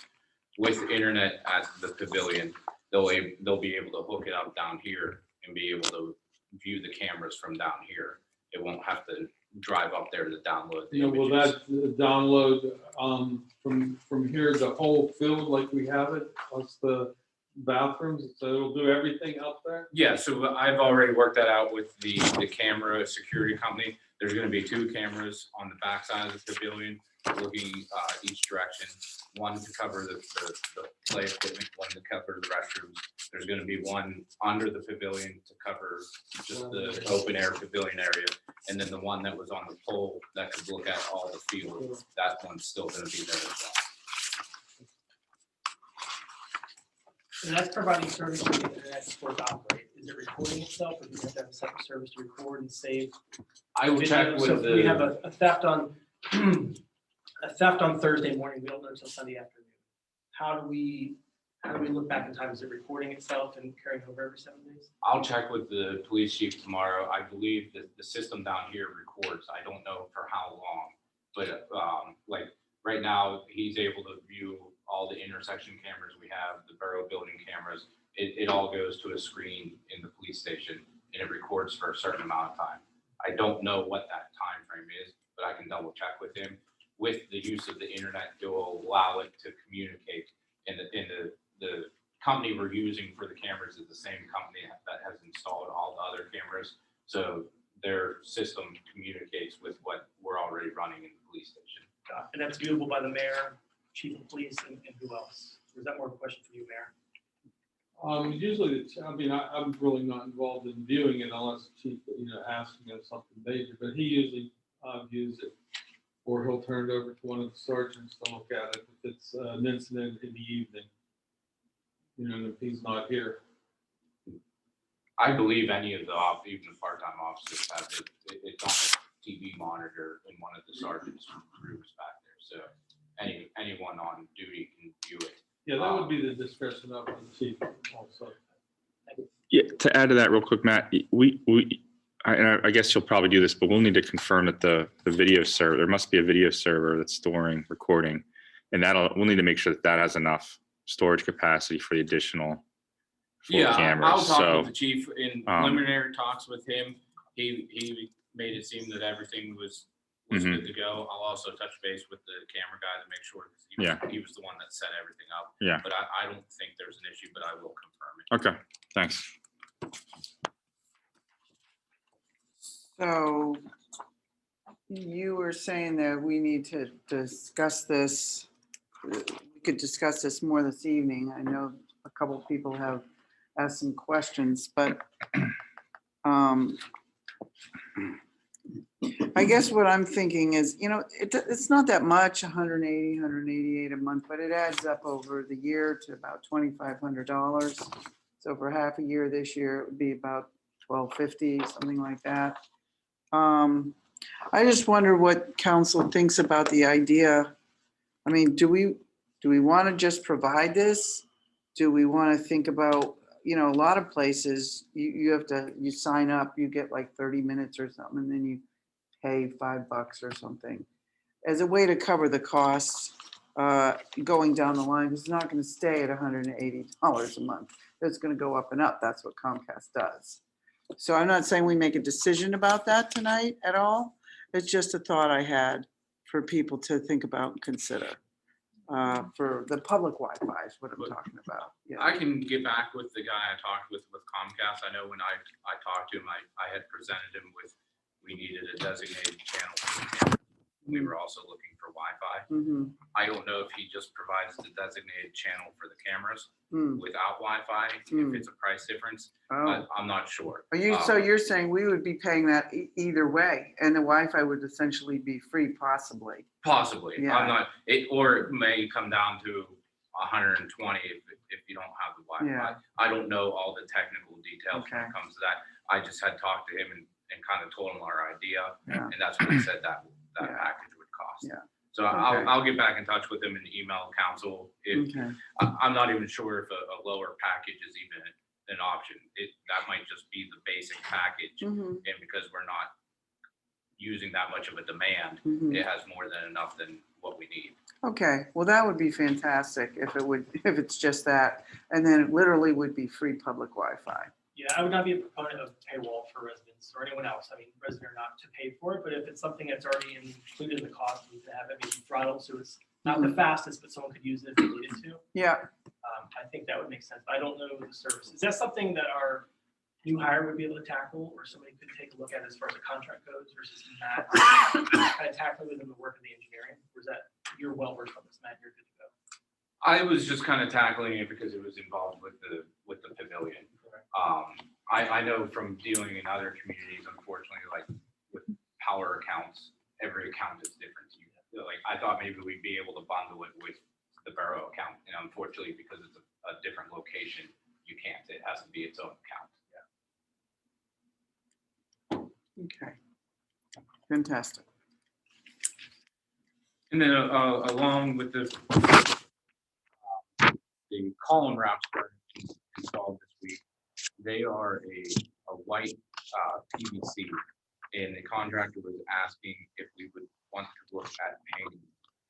The two options that we had in mind were the rustic brown that the soffit is, or the cream color that the siding is. We don't have to decide tonight. I took a picture today. I'll send it out to everyone, but if we can make a decision soon on it, that way we can have the painter paint them. I think some color paint on them would look better than just keeping them white, because we have a lot of kind of brown and earth tones going, and then they stand out as bright white. So But I'll send an email out with that information. The CDBG 2020 for the sanitary lining along First Street. We did get the contracts from the county last week. I'm in contact with the contractor. It's just a matter of working it out with the First Street reconstruction. More than likely it will occur after we pave, but I'll get in contact and work the scheduling out with that. Is there going to be any issue? Oh, sorry, go ahead. What side of First Street is this on? I'm sorry, I'm trying to get up to speed. I'm just wondering for some of these things, which side of First Street is this on? It's both sides, and I can send you the location map. Okay. But it starts, the sanitary lines up there don't run for length, from like school to center, runs to center, and then half in the next block runs to center, but then the other half runs towards north. So the project itself is kind of broke up, but it's all along north there. Matt, you said it's going to happen after the paving, the lining? Unless they're able to move in very quickly, we're looking at the paving like early August here. So if the contractor can move in within the next week or two and get the lining's only about a 2-day project. So if they can get that done quickly and not be in the way of the pavers, it might get done first. My experience with the company that has it, Jet Jack, they have quite a workload, so they don't typically are able to mobilize that quick. And especially since the county took so long to get us the contract. I just got the contracts last week. I haven't had a chance to talk scheduling with the contractor, so I'm just assuming we're probably looking September sometime for the lining. You don't have fear of any damage to the line, that may cause a problem for them to reline it, then we have to dig it up after it's paved? No, that line up there is about 12 foot deep. So there's no issue of any of the vibrating or anything causing damage. They're not going to have to dig up the freshly paved. No, it's all trenchless lining. Yeah. Okay. So they'll be able to go in through just existing manholes. Manhole to manhole. Yeah. They'll just have a box truck and a tripod on the street. So no digging required there. Great. I'm sorry, one more question. As far as First Street goes, there are a number, it looks like truckloads of like leaves and things that are from street pickup that are dropped at the end of First Street. Is that still going to be a destination for our borough crew to use that will be repaving it and then dropping things off there still? I believe that's supposed to be discontinued this year. I think notice it's somewhat. I've been there recently, just want to ask from years past, but if it's a non-issue, it's a non-issue. But I don't want to repave it, have new infrastructure for the water source, and then we're stacking inches and inches and feet. I know that from having been down, from the cleanup last year, the power lines that usually raise above you, where you could touch them with your hand because the ground had swelled up so high from years of, I think, putting the waste there, the leaves and everything else. Yeah. And I believe it was supposed to be discontinued, and I think we realized it wasn't even borough property. So it was definitely not supposed to continue. Understood. Thank you. The 2021 CDBG 47, that's for the Wildwood Avenue culvert repair. We were notified from the county that project is going to happen. It's in the preliminary stages. We probably won't have contracts till November, December timeframe. So more than likely the work will actually occur next year, but that will be occurring. We were not awarded the demolitions, but we did also apply for the Act 152 demolitions, which the county has not made any awards yet on. So as soon as we hear about that, I will make sure to pass that information along to the council. And beyond that, we do have the 2021 Greenways Trails and Recreation Program. We had applied for updates at both parks, and we probably won't hear back till about end of September, early October on the award announcements for those grants. And that's all I have unless there's any questions. Any money for my spray park that we talked about? There's some DCNR grants coming up that we can look at. And then that Greenways Trails and Recreation, that's available once a year. So we can look at that. Where's the location there? That's to be determined. I'm talking about a spray park for the kids. We talked about it before the COVID hit, then that was, set aside, trying to get a grant for that. I think we should put it on a capital plan. We can. That'd be a great addition. Yeah, for another that. option is always looking at a CDBG project. It's a little bit of a long shot on the CDBG, but we typically apply for 2 or 3 and take our chances, so we can always try. I have go ahead. Go ahead. I just have a question. Under number 7, you're saying 473 Union, 558 Church, and 856 Second. Yes. Then you mentioned that in regard to Act 52, but at number 10, 473 Union is the same, but the other 2 are different addresses. So we're doing 5? No, so the ones on the CDBG 47, it was the 473 Union, the 558 Church, and the 5856 Second. The 856 Second was actually acquired through the vacant property program, so that one was removed. Oh, okay. And then the 423 North was added to the Act 152s because it had actually come up after we applied for the CDBG ones. So that the 423 North replaced the 2nd Street. And then I believe, if I'm not mistaken, the 558 Church was applied for through the vacant property, but I don't think we heard anything on it yet. Oh, it was. Okay. That one on Church is pretty bad. And if it wasn't, we'll make sure that we take a look at it. Even over the hillside, there are gutters or PVC piping that goes down the hillside. So every year when the leaves fall, the snow drops, when it changes, you will see that whoever owned that property or owns the property has had pieces of the home evacuated over the hillside. Yeah. And it's, I believe, one of those 2. I'm not sure which. Matt, quick question on cribs. I don't remember you mentioned it. The marquee sign, where do we stand with that? Yes, I'm sorry, I did miss that. So I had sent out an email. The original one rendering had the large block wall behind it. When we took some measurements of it, we felt that kind of filled that corner a little too much. I asked for some opinions. I got 2 additional renderings from the sign company. One where it would just be a pedestal, 2 or 3 courses of block on the ground, and then the sign on top of it. And then one even more basic to where it's just aluminum legs, basically a much smaller version than what the scoreboard is up there. Either option, because it's an electronic sign, needs to have variance. So my recommendation would be that we apply for the variance. Either option of the sign, the electronic components would be the exact same. They have auto dimming features. They have remote features to where you can dim it even more from remotely from a computer or a cell phone. And they even have timing options to where if you don't want it on after 8 p.m., you can just put it on a timer that it's only on from 8 a.m. to 8 p.m. or whatever time you decide. So I don't foresee an issue with the variance being granted with those features involved in the sign. But before we would run any electric or anything, we need to make sure that we would get the variance. So my recommendation is that we would apply for the variance. Even if we don't know the exact format of the sign yet, we do know that the electronic size of the sign is going to be a 3x4, and the features of the electronic is not going to change. Just the aesthetics of if it's on aluminum legs or maybe a block pedestal, that's the only thing that's going to change.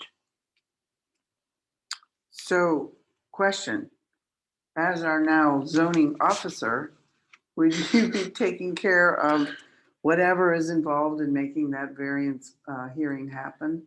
So this is a unique one in the sense that it's really the Borough Council requesting the variance from the zoning hearing board. Yes. Which is fine because the zoning hearing board is completely separate.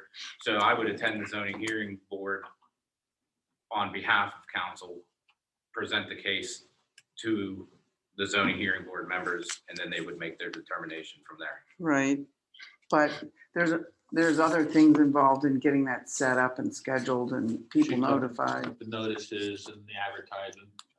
Yeah, I can work with Craig on that. It is a unique situation in the fact that I'm sitting as the zoning officer, but I don't think that there's a conflict in there. I know typically the zoning officer would provide a denial letter telling you that you have to get the variance, but in this case, we know it. So I think that we could just move forward in requesting the zoning hearing board. There may be some solicitors, I mean, typically there's a fee associated with it. We may be able to ask Ms. Burkhardt if that fee can be waived since it's a variance for the borough. Doesn't the borough establish that fee? I think the borough can waive that fee. I believe. So I mean, there's some nuances that we'll have to work through, but I can work with Craig on that and try to get it scheduled as soon as possible. Well, so that's what I'm wondering about. Technically, their meetings are scheduled for the fourth Thursday of the month. Okay. But that would be next Thursday because the first was on Thursday.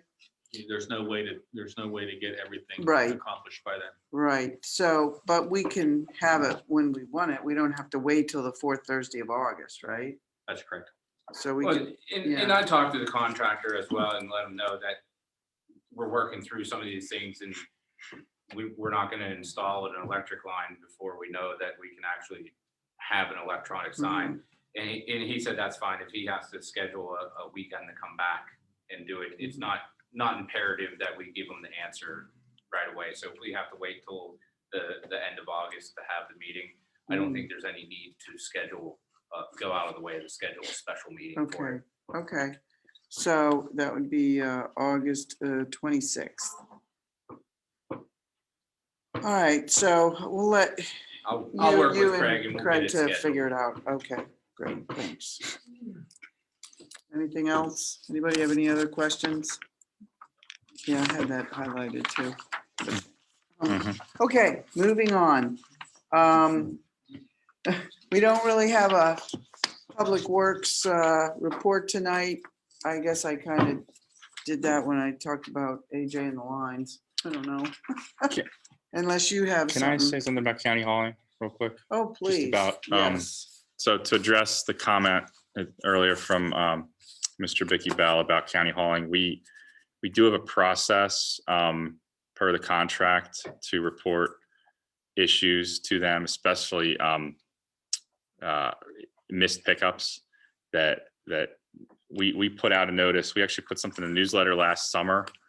It was June or July. I forget when the newsletter came out, Don, but we had it in the newsletter, we had it on the website, we had it on Facebook, reminding people what the process was and to submit those complaints directly to county hauling, as well as sending them to the borough so that we know what complaints are coming in and could track them. So I can dig that up and we can send it out again to remind people. So I just wanted to share that with the public so that everyone knows, especially with missed pickups, they are required as soon as they're notified to do a recovery pickup within 1 business day or 24 hours. So if it's a Thursday's garbage pickup or recycling pickup, if it's missed, just call them right away. If it's the end of the day Thursday, even first thing Friday, they should be picking it up by Friday or Saturday. So obviously if there's issues beyond that where county hauling customer service is not responding properly, or you have issues with that or with billing, like we need to know about that, and that should come to the borough either via phone or email. I believe you could just send it in via the admin at Verona, or you can email any one of us. We have been keeping a log. We'll keep keeping that log. If there are issues, we'll address them with county hauling. So I just wanted to put that reminder out there. Since it's Public Works. Great, thank you. Complaint's been addressed, it's been reported to county hauling, like it's advancing, like they are aware. From what I understand, County hauling has grown with her complaint and other complaints right now. I don't. Do you know if the log? You were in the office today. Do you know if the log was updated? Yeah. Or we can make sure it gets updated. I guess what I'm getting to is that over the last, how long has the contract been? Year and a half, maybe 2 years? It's been 2 years. So there's gonna be a threshold to where at some point, hopefully not, you're gonna reach a threshold where it's like, that's the last straw, it's the last complaint. So you have to memorialize those to arrive at that. So it's a two-part from what I'm hearing.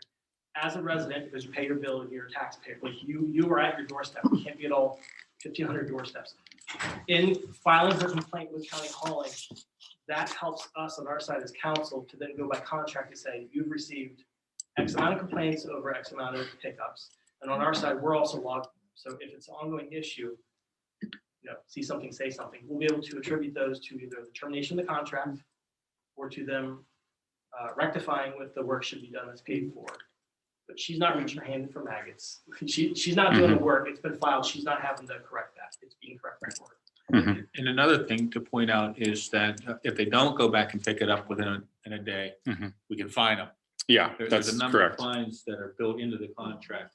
And they have to keep an escrow here on file so that we can just deduct it from. There's a security deposit, and we've already deducted a significant amount of money from And that. if it From becomes that. habitual, like if they continue to miss the same resident or the same street over a period of time, that's a fine also, right? Yeah, there's a list in the contract that outlines the liquidated damages, and so, oh yeah, Craig's absolutely right that we can assess fines if they violate, if the violations reach a certain level. I mean, a single missed pickup, I don't think rises to a fine, but I mean, there's a whole long list of things. So. Well, I think what I heard earlier was she was not being heard. She named a number of people by name or by committee or who's responsible. But it sounds like she was heard. She was addressed by me a couple times in a text. Yeah. I can show it to everybody. And what I told the mayor was, because I did not have her phone number, I said, you can give her my number and she can feel free to give me a call. This was at 8:30 at night. I had another commitment. I told the mayor out of courtesy, hey, I have another commitment. I'm not gonna be able to answer the phone tonight, but I'd be happy to talk tomorrow. And I didn't receive a call. She was going out of town. But I mean, we do need to update the phone system with any Yeah. messaging. Yeah, well. actually, the one male voice that comes on initially is not Jerry. It's the guy who set up the phone system. But there is another part of the system that is Jerry's voice. And I wouldn't have a clue how to do that, but maybe our new hire we can look figure into that it. out. Yeah. So it'll be in the next newsletter, hopefully, just a reminder. And then also can we use our text communication to let people know. Just here's. Yeah, I have it something written up. I know that I remember sending it to Don last year for the newsletter and it was published. So I'll just dig up the same thing and refresh it. And if everyone's good with that, we can send it out. Well, she's no longer here tonight, but I think that would help. If she were here, she would help. Yeah. Thanks. Thank you. Okay, moving on, Mr. Matlin, to your finance report. Okay, thank you, Madam President. The first, I'll start with the second item on the list here first. The Verona Community Group 150th celebration donation. So back in October, the October 13th, 2020 council meeting, the Verona Community Group formally requested from the Borough of Verona a $3,000 contribution for the 150th festivities some have started and some are going to be going on in September. We did budget $3,000 in the fall of 2020 for our 2021 budget. And then during the April 27th workshop meeting where the budget was amended, April 27th, 2021, earlier this year, we did agree and vote for that to remain. So I've been in contact with the community group. They have figured out their plans for the headliner performance. So this $3,000 would help fund the headliner performance. The group is Cirque Ovation for the sesquicentennial festivities on September 18th. That's the same weekend of the car cruise that the mayor was talking about. So they're going to have walkabout entertainers mingling with the crowd in between shows. They'll have a daytime show including comedy acts and aerial arts, and they will close the evening with a performance on the main stage. So the total cost, and I will say, some of us have been involved with the committee working on the 150th, and there has been a lot of research done by the committee members to find something that is popular with the community. That'll be a, you know, a good headliner act, and that you know, is cost effective. So the total cost for this group, the Circovation group, exceeds the borough's donation, but the rest will be covered by fundraising efforts of the community group. And I know they've done quite a bit of fundraising this year. So with that said, I'd like to make a motion to pay the Verona Community Group $3,000 for the sesquicentennial celebrations occurring on September 8th, 2021.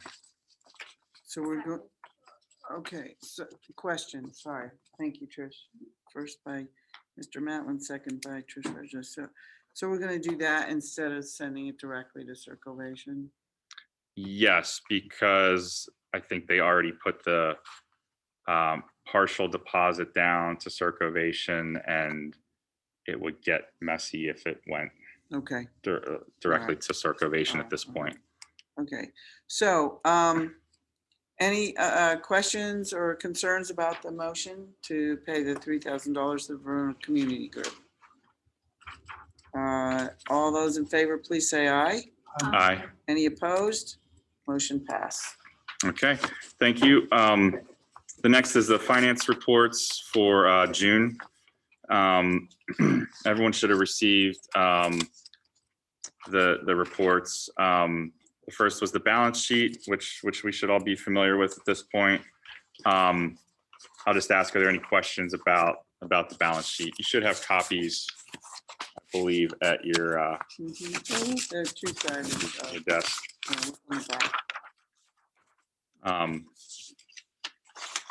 If no questions, I'll move on to the budget versus actual report, which I'll call your attention to a few items there.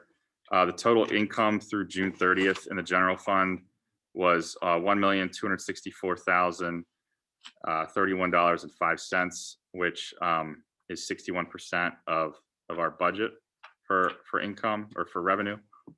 The total expenses through June 30th in the general fund were $794,002.14, which is 39% of our budget for expenditures. There were a couple large receipts that we received. One is pretty typical. The Oakmont Water Authority issued a check for $70,077.79 for sewer rental fees.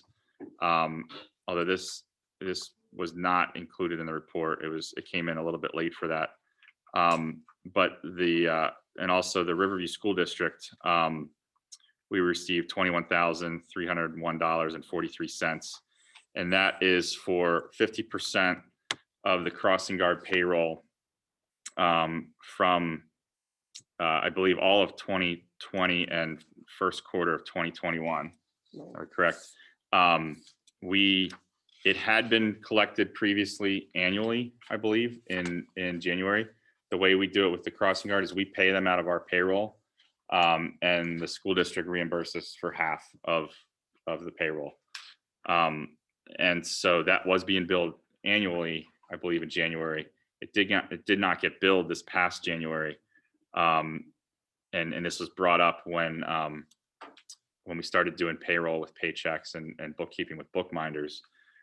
So Lisa was very helpful in preparing something, reaching out to the school district and settling that up so that we are settled. And I believe we're gonna be doing it quarterly. Is that what you and Nancy figured out, rather than annually, so that we can, instead of waiting all year to get, after paying out payroll all year, Right. instead of waiting all year to get that.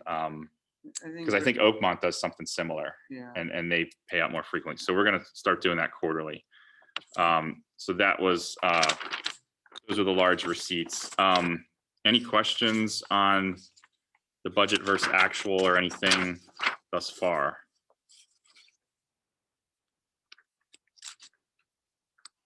Okay. So I will just take a motion to accept the monthly financial statements for the month of June. Or I'll make a motion to accept the monthly financial statements for the month of June. And first by Mr. Matlin, Second. second by Mr. Suchovich. Any other questions or comments about these reports?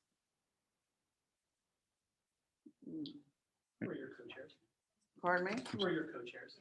On the finance committee, Mr. Suchovich? Mr. Suchovich and Mr. Forbeck. Yeah, Yes.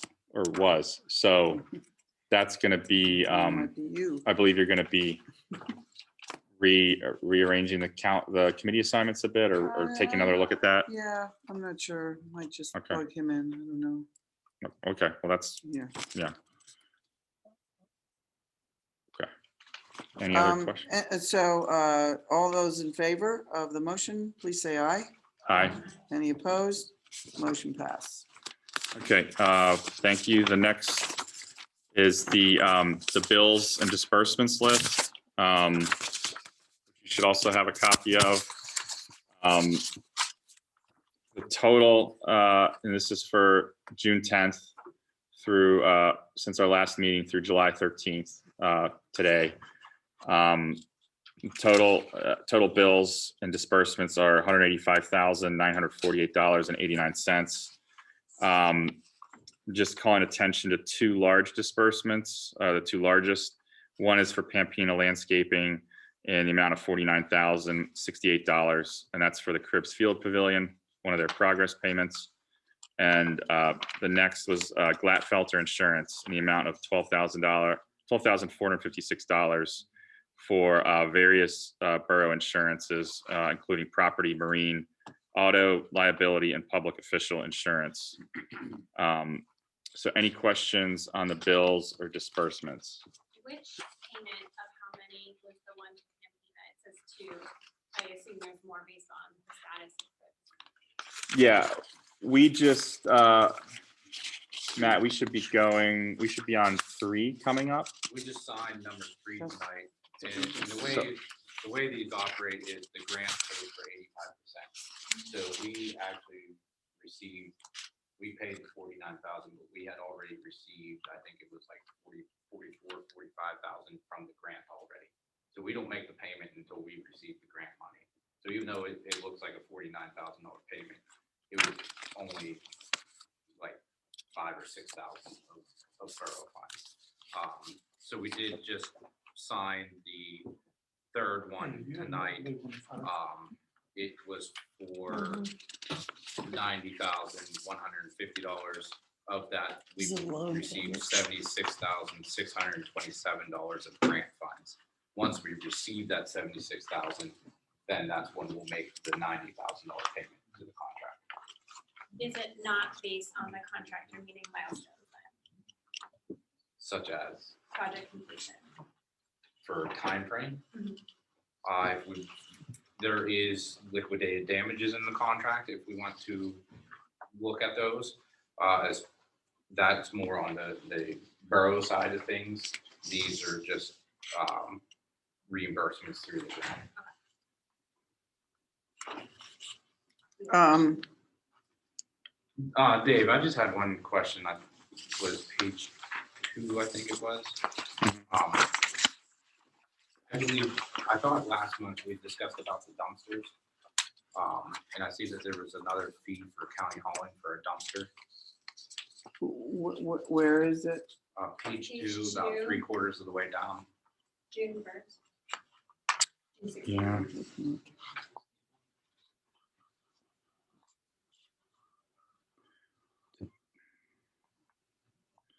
Trying to remember now which one that was.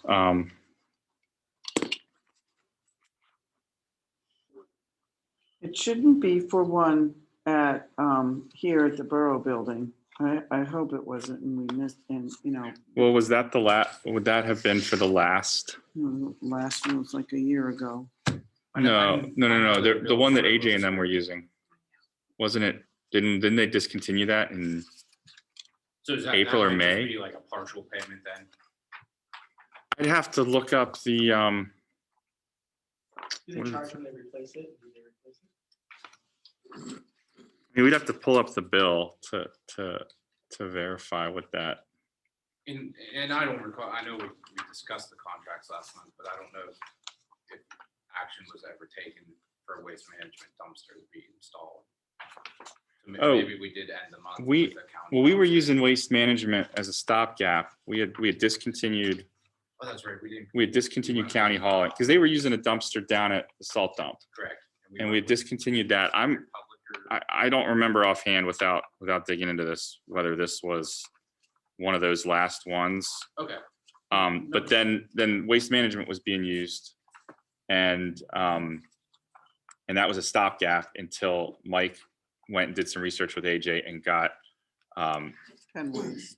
Penn Waste, or is it Vogel or Vogel's? Well, I don't know. The bill said Penn Waste. Yeah, so Yeah. it's whatever company we decided on at a previous meeting. Yeah. We decided on for, I believe, a 3-year contract for AJ and them. You know, That would be cheaper than the waste management. you know So what that I, was probably just a partial payment. no, you know what this is?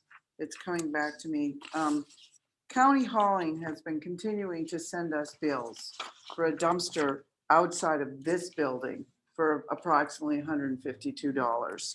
And we are still in the process, correct, Lisa, of Right. waiting for a response from them, because AJ has been telling us that back in 2019, they put it there, people were using it, and I don't know, it wasn't being used properly. Correct. So we decided after 3 or 4 months, get rid of it altogether, and they kept billing us. But Okay. nobody noticed for the ensuing year and a half that we were paying for a dumpster that we didn't have.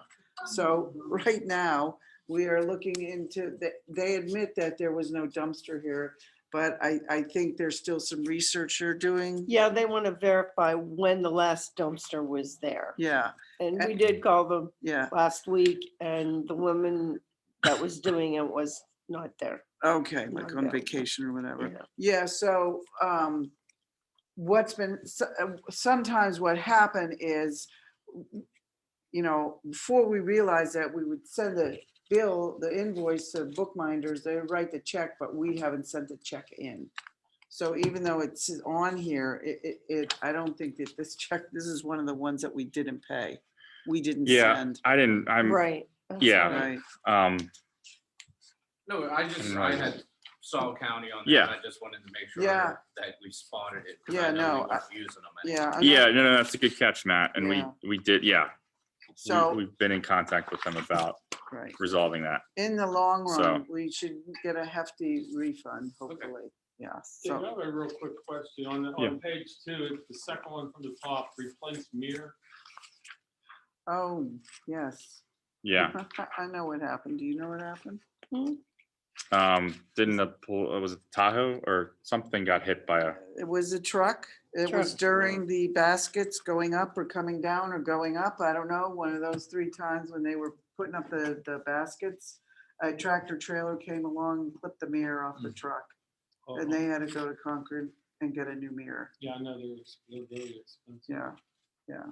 Shouldn't that be the responsibility of the tractor trailer? I think that the chief or whoever took the report and they're dealing with it through the insurance, but those guys couldn't wait. They needed a mirror back on their truck. Yeah. and then, sorry, I didn't mean to shush you guys earlier. I know when they're talking, if someone over here is talking, then the people at home can't hear either one. So that's why I was just trying to make sure there wasn't cross chatter. But Ray, I know you had a comment. What I just What was wanted, you said about you had 2 major payments on it? There's a third one, the fire engine. yeah, and I think, and that's a good point. I think that was maybe omitted from the list that I had from bookminders, just because that's a regular. I mean, I agree that should probably be on the list of large disbursements, but yeah, we did make the annual payment. It's an annual payment that we Right. make. How much is remaining on payment? I want to say it's around 200,000. I looked at it the other day and I don't remember the number offhand. I can find out for you. But where's the fire? What page is the fire payment on? Page 10 on the top. What year is that? Truck, right? 18. Yeah, so the principal is 51,716.78 and the interest is 6,320.23 for a total of $58,037.01. So yes, that is another major disbursement on there that should have been on the list. I don't think there's any others.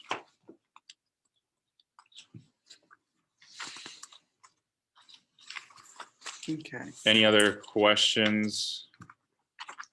I did have a question, sorry to jump around back on page 2 with Matt's recent inquiry about the additional Comcast account. I just wanted to make sure that seems correct regarding, I guess it's not necessarily this number of accounts, it may be just different time periods that the payments are for. It's just a little confusing because some of the amounts are the same, so it almost appears like duplicate accounts for, say, the police department. Which, Anyone know more about that? So, yeah, I'm not, those two that are for 149.64. Yes. 6 of them are invoiced with a number starting with 795, which is probably the data connected to the cellular service that you're charged. So it looks like Matt said from earlier, you might have been paying them as who they provide the invoice from. You know, you see this Comcast, but it's different accounts for different uses. yeah, so you'll see if you go sort of to the right and underneath, there's a comment on a note on what it's for. So one is for 465 Parker Street, which is the telephone for the fire department. One is office phones here in the Borough Building. The fire department, so the next two, those bills were on different day. One came in 6/16, or the check was issued 6/16 for a bill on 6/1. The next one was on 7/13 for a bill on 7/1. So we captured two different periods in one check period or bill periods. And same with the next two. So those are fire department and police department. Because I believe you guys have you have TV at the fire department. And I know there's phone and there's something else at the fire department. Yes, the TV. Basic cable, yeah. I think so. Yeah. And then those last two are for the police department. And those were the two amount, the 149.64 that you're seeing, Trish, are you'll see one's for the bill on 6/1, one's for the bill on 7/1. And just the timing of the checks, they fell in the same billing period, or our billing period. Yes, or thank you. payment period. Makes sense, yeah. So, yeah. Anything else? So a motion to accept. Yeah, I'll make a motion to approve the list of bills dated July 13th, 2021. A second? Second, Mr. Warren. And any other questions or comments? All those in favor, please say aye. Aye. Aye. Opposed? Okay, motion passed. Thank you, and that's all I have. Thank you. Okay, who's next? I can find my agenda. Oh, Trish Oh, Redzak show. sorry, real Walker. quick. Oh, I did get a message from Rhea that they actually didn't pay the deposit yet for the Cirque Ovation group. So we can, I believe, I'll get with her, but I believe we can issue that directly to them, to the vendor, just to clarify. do we need to change the motion? We Greg, do we can, need to change the motion? I mean, Motion's already made, it's already passed. we're paying for. Right, but we're paying, instead of paying to the VCG, we're paying to Cirque Ovation directly. Why do we need that to now, do or you can that? ratify it at next month's meeting. It doesn't, either way. Well, I think they want to pay it like ASAP. Why don't you make the motion to just do that? Yeah. So we I'll need make to- a motion to pay $3,000 for the community 150th celebration to Cirque Ovation, As opposed to. as opposed to the Verona Community Group. Okay, I'll take a second. Second, Trish Redzak Should Showalter. should we rescind the other motion or just? Yeah, you it would just be settled clearer it? to rescind. This will Okay. override it. Okay. So Yeah. I'll rescind the earlier motion. No, it's okay. 'cause- Okay. It's already been Yeah. passed. yeah. All right. So any questions about what we're doing here? We're just sending the $3,000 to Cirque Excuse me, Ovation. could you just tell me what happened? Are we rescinding the motion or are We're we just making a new making motion that two? we're sending it to this place instead of that place. But we're not rescinding the first motion. I don't think you need to. We're changing it. We're gonna send it to what Mr. Matlin just said instead of the community group. I think that's perfectly fine. Okay. So I have a first by Mr. Matlin, second by Trish Redzak Showalter. Any other questions or comments? All those in favor, please say aye. Aye. Opposed? Motion passed. So we'll let Yep. Rachel know. Sorry about the that. confusion there. Yeah, okay. That's why I asked before, but anyway, Yeah. it's fine. Okay, Trish, you're up. Oh, did we lose our battery again? We could hear you. Okay, Battery's probably dead. all right. I just replaced it, but let me go get another one.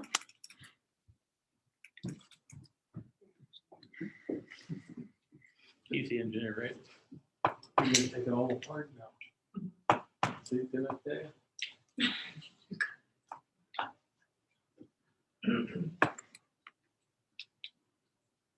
Now I can't put it back together. Can they not hear on Zoom when we speak? I've tried to move it to the center because for whatever reason, these microphones don't work. So it seems like when it's in the center, it's a little bit better, but.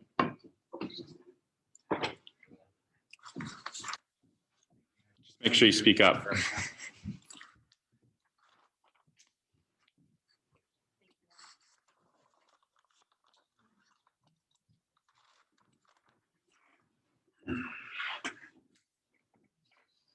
We have to remember to turn it off and put it away. Thank you. Thank you, Madam President, and our engineer, Matt Fitch.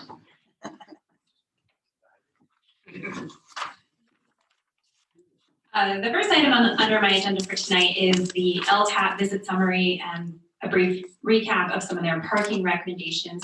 I'll be saying more about this, like I mentioned, at the workshop meeting later this month, but I just wanted to let everyone know that Patrick Wright of LTAP, that's the local technical systems program, did come to Verona last Friday from 9 to 12.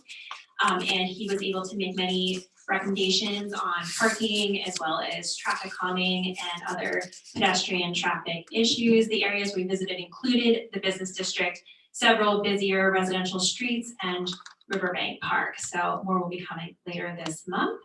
Which brings me to my next item, Arch Street resident survey regarding Riverbank Park hours and parking as well. So many of you know that issues have been raised regarding inconsistencies with the posted park hours, specifically at Riverbank Park, and our ordinance on these park hours. So instead of just pushing through with a revision, since this park has undergone some changes, most notably the new pickleball courts, during the recent time period, we thought with the assistance of the Parks and Recreation Board, it's time to maybe get some resident input on this area. So we intend to put something together and survey the residents on Arch Street, which is adjacent to the park, as well as some of the adjacent streets. So more on that will be coming soon.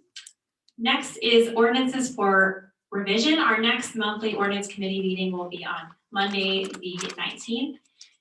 We have a couple ordinances in the queue now that, again, BIU has become more acclimated with our area and what their services are for us, that we're going to be working first on amending a couple ordinances. First, I do want to extend again a huge thanks to Kelly Rodriguez for not only all of her work assisting and rescuing many local animals in our area, but also for bringing several resources to our attention. Councilwoman member Michelle, who came and spoke at a meeting, she also has another resource that she introduced me to, so I've invited them to come to the ordinance meeting so that we can tweak that ordinance and make it as updated as possible, which will only assist BIU with the code enforcement work that they're doing. And also I wanted to mention that regarding the recent issue that Kelly and others had spoke about related to the undomesticated animal feeding at a local business on Wildwood, that person has been issued a notice of violation. It is now going to the magistrate, so we anticipate he will plead not guilty, and the hearing will be set for probably sometime in late August. So if anyone wants more information on that, let me know. Again, with the resources that Kelly has brought to us at our meeting next week, we will be investigating if there's any other solutions the borough can take to help remedy the situation while we're kind of waiting for the legal process to catch up.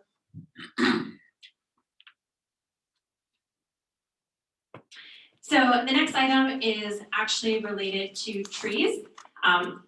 We had some work done by a company, as Matt mentioned earlier, Beaverjack, that we were unhappy with the work that they had done. We did leave $1,500 in our budget this year to have a truly certified arborists come to assess the damage that was done by this company. I actually had an opportunity to interact with the company that Matt had interacted with, as well as our Shade Tree Commission, Horhut. And I was very impressed with their knowledge and expertise. So I'd like to revisit going forward with that at this time. So just as a reminder for everyone, this was to have this certified arborist come in and assess the work that Beaver Jack did at a cost not to exceed $1,500, which again, we left in our budget. So I'm going to make a motion to go forward with that work. Second. Okay, motion by Treasurer Showalter, second by Ray Sechovich. What's the name of the company again? Horhut, Matt has a Horhut? copy, yeah. Oh. Thanks. Oh, Horhut. Okay. Any questions or concerns about spending the $1,500 on? Yeah, I have a question. Yeah. So what are they gonna, I mean, I understand what the problem was, but they kind of look fine right now. With all due respect, they may look fine to a layman, but to a certified tree arborist, they may tell a very different story. So what we're looking at now is damage control. We don't want to risk tree pits for not giving us trees in the future because we didn't care for the trees properly. So they're just going to be able to say, you know, maybe this particular tree is fine, but this one really needs X, Y, or Z in order to continue growing and not risk any, you know, possibly dying in a couple of years. So it's more just about damage control. So what would be the end result or deliverable from the arborist coming out? Because I know we looked at this before, and at that time it was with the intent of trying to assess liquidated damages against Beaver Jack. But as I understand, we didn't end up going that route, partly because Beaver Jack hasn't responded to any inquiries by Matt, and we haven't paid any further invoices. So there really wasn't much more to do. So I guess what would be the goal, or what would we expect out of them? Is it just to tell us that the trees are in bad shape, or are they going to tell us more or be able to do more? Yeah, so Matt, feel free to jump in here, but I anticipate some sort of report or analysis saying, yes, these trees are fine, these trees are not fine, these trees need X, Y, or Z, et cetera, to which we can then go to them or another company of our choosing in order to correct this damage and have future prunings that would support the damage control measures they lay out.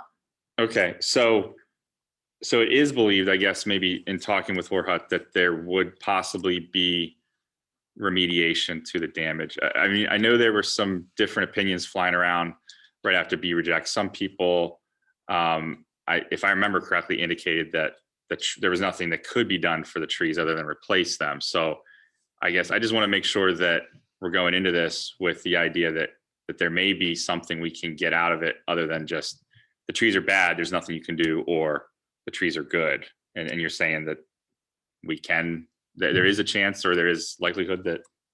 Right, my understanding is it's not black or white. There will Okay. be some middle ground. Okay. But anyone jump in if you know more, Matt?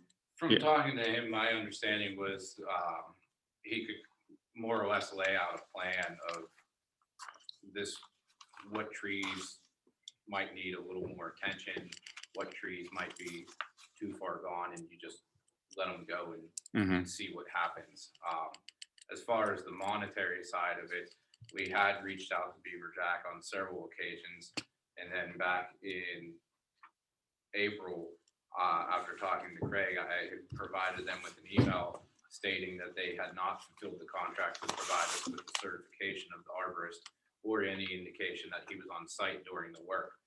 In that email, we also said that until those certifications were received, no payment at all was going to be provided to them, and no response was ever received, no phone call was ever received. So to date, we haven't paid them a penny, and that's including the work that was along East Railroad and on Wildwood Boulevard as well. So as far as having the arborist come in and try to assess any monetary damages, I don't think at this point that that's an option, since we hadn't paid for anything. But I think you could lay out a plan for the future of how to better maintain them and possibly provide some better resources than just putting out an RFP for this type of work. Okay, yeah, that helps. I just wanted to make sure it was, that there was a light at the end of the tunnel or an end game, and it sounds like there is. So that sounds good. Is there any benefit to the timing of the audit that it's best to do summer, fall, winter, spring, that they could, like, is it necessary now, I guess, before next year's season? I'm not sure. I think I would leave it up to them. We can move forward, but maybe they'll say we'll wait till the fall. But from my perspective, I was thinking sooner is better. Oh, I don't know, I'm just asking. I'm not sure if damages are better seen in another time of year. I'm just curious. I know council appears to be running an austere budget, so I'm just wondering if the timing has to be now, if it's something that can be done when it's a better time of year as far as trees go. I just don't know timing as far as trees go. I have a question.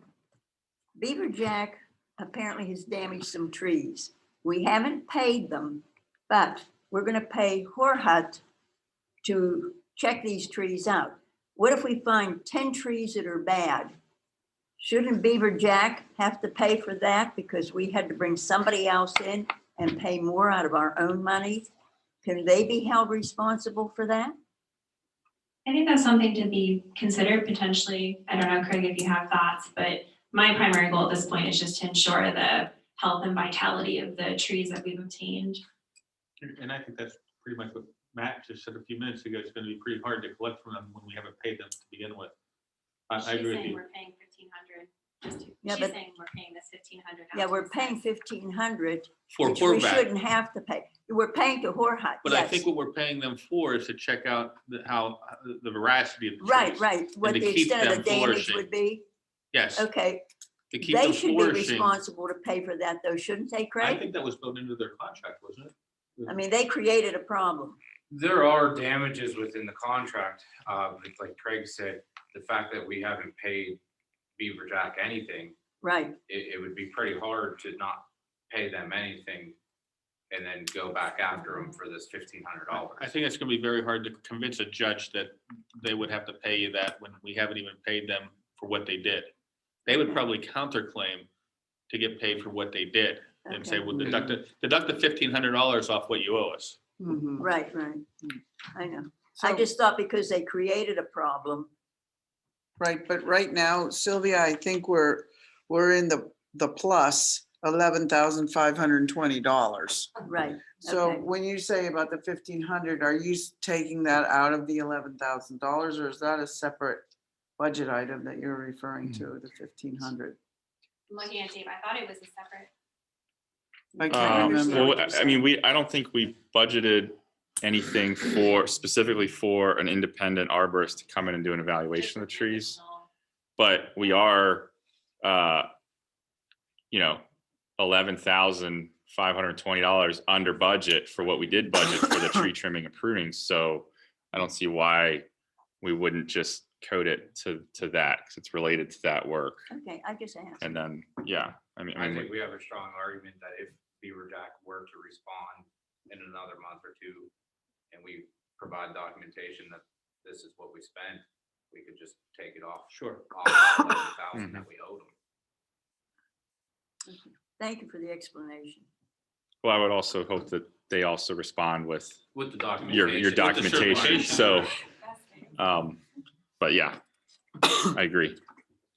Okay, so I believe we have a motion on the floor to hire Horhut tree experts for $1,500 or to not to exceed $1,500 to establish what damage may have been done to the trees. And the first was by Trish, the second was by Ray. Any other questions? Oh, real quick, given that we got kind of burned by Beaver Jack on this, as far as the arborist certification, do we know that Horhut is an independent, is a certified arborist, and I'll double has check. this been vetted by the Shade Tree Commission that they agree? I know they came recommended from Laura. Okay, that's, So she knows them. We'll so get a copy. and Laura is chair of the Shade Tree Commission, Right. Yes. correct? So just to clarify for everyone, yeah. She was the one that actually started the conversation with them, and then I just got copied in on the emails. Okay. Yep, she says they were recommended by Tree Pittsburgh, so that answers my question. Okay, Thank you, Laura. so all those in favor to this motion, please say aye. Aye. Any opposed? Motion passed, so please remind us, I guess this is this what needs to be signed? Matt, this paper to have them come and do it? We might want to have. He Craig might look at want that. to send that was It doesn't probably have it 2-3 months ago. Yeah. So I'll And we have a email limit Laura. that's not explicitly spelled out. Yeah. We'll get a finalized one Yeah. from them. The email had said not to exceed. I know this paperwork doesn't say that. Yeah. So we'll get a more detailed one. Yeah. I'll email it to Craig for review Yeah. and then we can move forward. And if I may, just for 1 second, Trish, to remind anyone that we've made motions that involve spending money, could you please send the admin and myself an email to that effect so that we don't forget to pay whatever it was we agreed to pay tonight? Okay, sorry, continue. Okay, if there's no more question on trees, I'll move forward with my final agenda item for tonight, which is just a brief update on the welcome sign project. A reminder that our local Rotary Club is spearheading a new welcome sign project in Verona for 3 total signs at no financial commitment from the borough. Recently, 3 bids were circulated to everyone at council. Thanks to everyone who was able to provide some input on that. So over the next month, they will be going forward with approaching various nonprofits for pledges. I know I went really fast over a lot of items, so if anyone has any questions on that or anything else, let me know now or later. But I do have a question about the welcome signs. My understanding is that it's turning out to be a lot more expensive than what we originally thought, and that the chamber was not as eager to put in half because it was more. So I mean, we don't have to do anything more about that. I just wanted to ask if that's your understanding. Yes, for the 3 signs, for the signs only, it comes to $10,350 from the lowest bidder for all 3 signs. If we opted to have the full package, including installation, bollards, solar lights, which I don't think we can anyway, due to the zoning restriction on ARB requiring us to use the original legs to bypass the new requirements of setback, then we will not be doing the more expensive option. So, I mean, 10,000 is definitely a fair amount of money, and it will probably be somewhere in the middle, depending on how much of the installation that we have done. But we have at least 7 nonprofits in the area that we're reaching out to ask for a contribution. If you donate between $1,500 up to $3,000 or more, you will have a large logo on all 3 signs. Excuse me, 3,000 and larger, you have a larger icon. 1,500 to 2,999, you have a smaller icon on all 3 signs. So they're gonna put advertisement more or less for people that sponsored this sign on this signs? Only from nonprofits like the Elks Club or the And that was Masons. run by the chamber? 'Cause I don't remember that being ran by us. I missed the last meeting, but I'll be coming next week to talk more about this. Yeah, because there's been some discussion on And it that. becomes an advertisement board. Exactly, exactly. That's no good. Trish, can Yeah. they Yes, do Libby. a GoFundMe for those signs? That is definitely one option on the table. Yes, Okay. Do we have Maybe- renderings that were last month, I could catch up to speed on? yes, I will forward that. Yeah, it definitely has to be brought up in front of the board council, because we've talked about that briefly, and it's gonna be brought up at the next council meeting, or, I'm sorry, chamber meeting. Yeah. Okay. Okay. Questions on signs or any of those type of items? So the idea is that this would be completely funded outside of, at this time, there's no plans to use borough funds to pay for this. Correct, no financial aspect. Okay, I just wanted to clarify, because that was what I understood from Jeff, and just want to make sure everyone understood. And to address any concerns about the advertisement, we're only limiting it to nonprofits. I think the Rotary is actually currently on our welcome sign. I don't think it's, No, it's not. it's not, is there not any logo? You mean for the Rotary? No, it's just the Verona Borough logo and the chamber website. Okay, if this is a point Because of. the chamber did Yeah. pay for those. Oh, I see, okay. So if this is something that has a lot of concern amongst people, we're certainly open to alternative fundraising ideas. But the goal was to create something new and beautiful for our town, to attract visitors, but at no cost to our borough, especially given our financial situation. So by all means, please shoot some more ideas our way if you have them. Well, It it goes- shows as ad free, and I think ad free is what I would prefer. I mean, not knowing, like, is there a duration that they're gonna be able to have their logo there? Or do they update it if they're celebrating a milestone year or anything? Yeah, that's actually, it's great to have your input on this being in development because the idea is to have it on a lower bar so that it could be removed and easily updated. Trish, that GoFundMe worked really well for pickleball. That's why I brought that up for the signs. Is that more than covered, that whole expense, I understand? Right, that's a great suggestion, Sylvia. So maybe if we do that, then we don't have to go to these people. You know, especially our Right. businesses, they're hurting. They're just really coming back again. So you hate to keep going to the same well all the time. Oh, right, we definitely did not want to burden the businesses. No. No. Okay, thank you, Trish. No, just please come to the next meeting so we can discuss this. Absolutely, I'll be there. The next chamber meeting. Next chamber meeting, I'm sorry. Which is gonna That'll be be on the next Tuesday. 20th. 20th, yeah, I already have that on my list. There's a couple of other meetings going on that night too, though. Just FYI.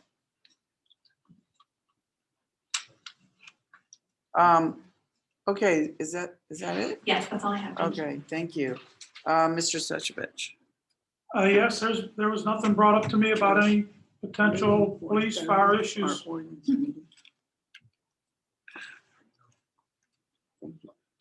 Okay, so you're good? No? Good. Okay.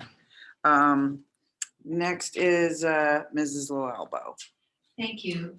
Matt did go over the Cribs update, pavilion update. RAA is having a 10 and under baseball tournament starting Friday evening. The fields will be in prime condition. The porta potties will be ready for them as well. There will be teams coming as well as far as from Mars, PA, all over. So hopefully the weather cooperates and we'll have some nice, a nice guest come and see our wonderful town of Verona. Also, I'd like to mention that on August 3rd is the next rec board meeting that starts at 6:30. And we recently, we received a correspondence from Linda Lindelman, who had a graduation party here at Railroad Park last weekend. She also had rented the event center across the street and was looking for the outdoor area for her guests to be able to play games and just being able to spread out too. And I'm trying to get to the, let's read her little letter here. One moment. She said, yes, we had a great time. The weather could not have been better. It was so nice to be able to spread out in the park. The gazebo and the train station made a beautiful backdrop to the party. It was great working with you, and please and thank you to everyone at the borough. So thank you, Linda, for running the park, and we will be having another graduation party, not this weekend, but the following weekend. So hopefully the weather will cooperate for them as well. And her deposit check has been returned to her because they left the park in really good shape. Wonderful. Thank you. And Janet, is there anything you need from DPW for Cribs for this weekend? I already talked to AJ. Okay. They will be cutting the grass Okay. Friday morning, so Okay. the fields will be ready. Okay, wonderful. And also I acquired a new American flag for the flagpole at the Cribs Mhm. that will have that on as well, because that has been missing for some time now. So nice to finally get that put back up. Okay, I have to remember, tell him to hang that up. Thank you. Thanks. Okay, next is Mrs. Provenza. Thank you, Madam President. Okay, thank you. Thanks, Jane. Good evening, everyone. Nice to see you all here. We'll start with newsletter. We're accepting ads and articles for the autumn issue, and that will cover October, November, and December. And this issue is our holiday issue. So we're asking that you please have your articles in by Wednesday, September 1st, so that we can get an early start on this. Next item would be Chamber of Commerce, and tomorrow is the Verona Oakmont Kennywood Picnic. The tickets will be on sale at the Verona News Store, and John Henry, who owns the store, will be open from 5 a.m. on, and he will have tickets there. And as we mentioned, Chamber of Commerce meeting will be Tuesday, July 20th, and it will be at 6:30 here in the Borough Building. So it's open to anyone. You're all invited. And Kevin said, please again, remind everybody about Mayor Dave's wonderful car cruise, which is going to be Saturday, August the 14th. Historical Society, our Verona Historical Society will be connecting with the Mercer Historical Society, and will be visiting the Mercer Museum. And the details will be announced via email, so kind of watch your emails. And if you have any questions, feel free to call our Rhoda Wharf at 412-828-3607.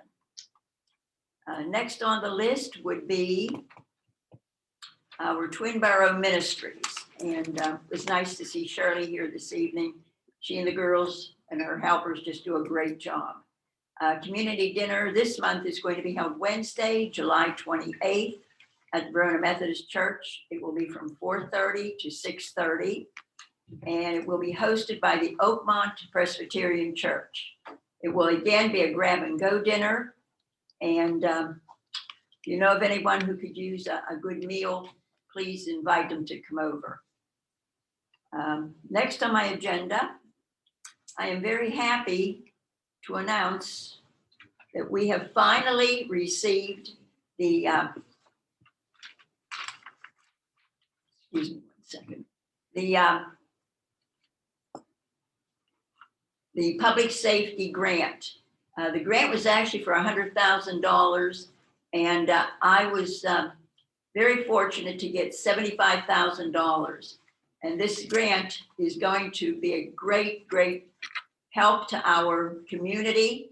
We are going to be getting street cameras, body cameras for our police, and we're also going to get, let me make sure I don't miss anything here. Not only cameras, but our office, our police office will be updated with very modern equipment, which will be a big help. And we're getting some shotguns. And Mayor Dave, we're going to get that car lettered for you. So real pleased about that. And also I have one other presentation to make, and that is from Allegheny League of Municipalities. And I'm going to present it to our president, Madam Nancy Carpenter. Nice. Thank you.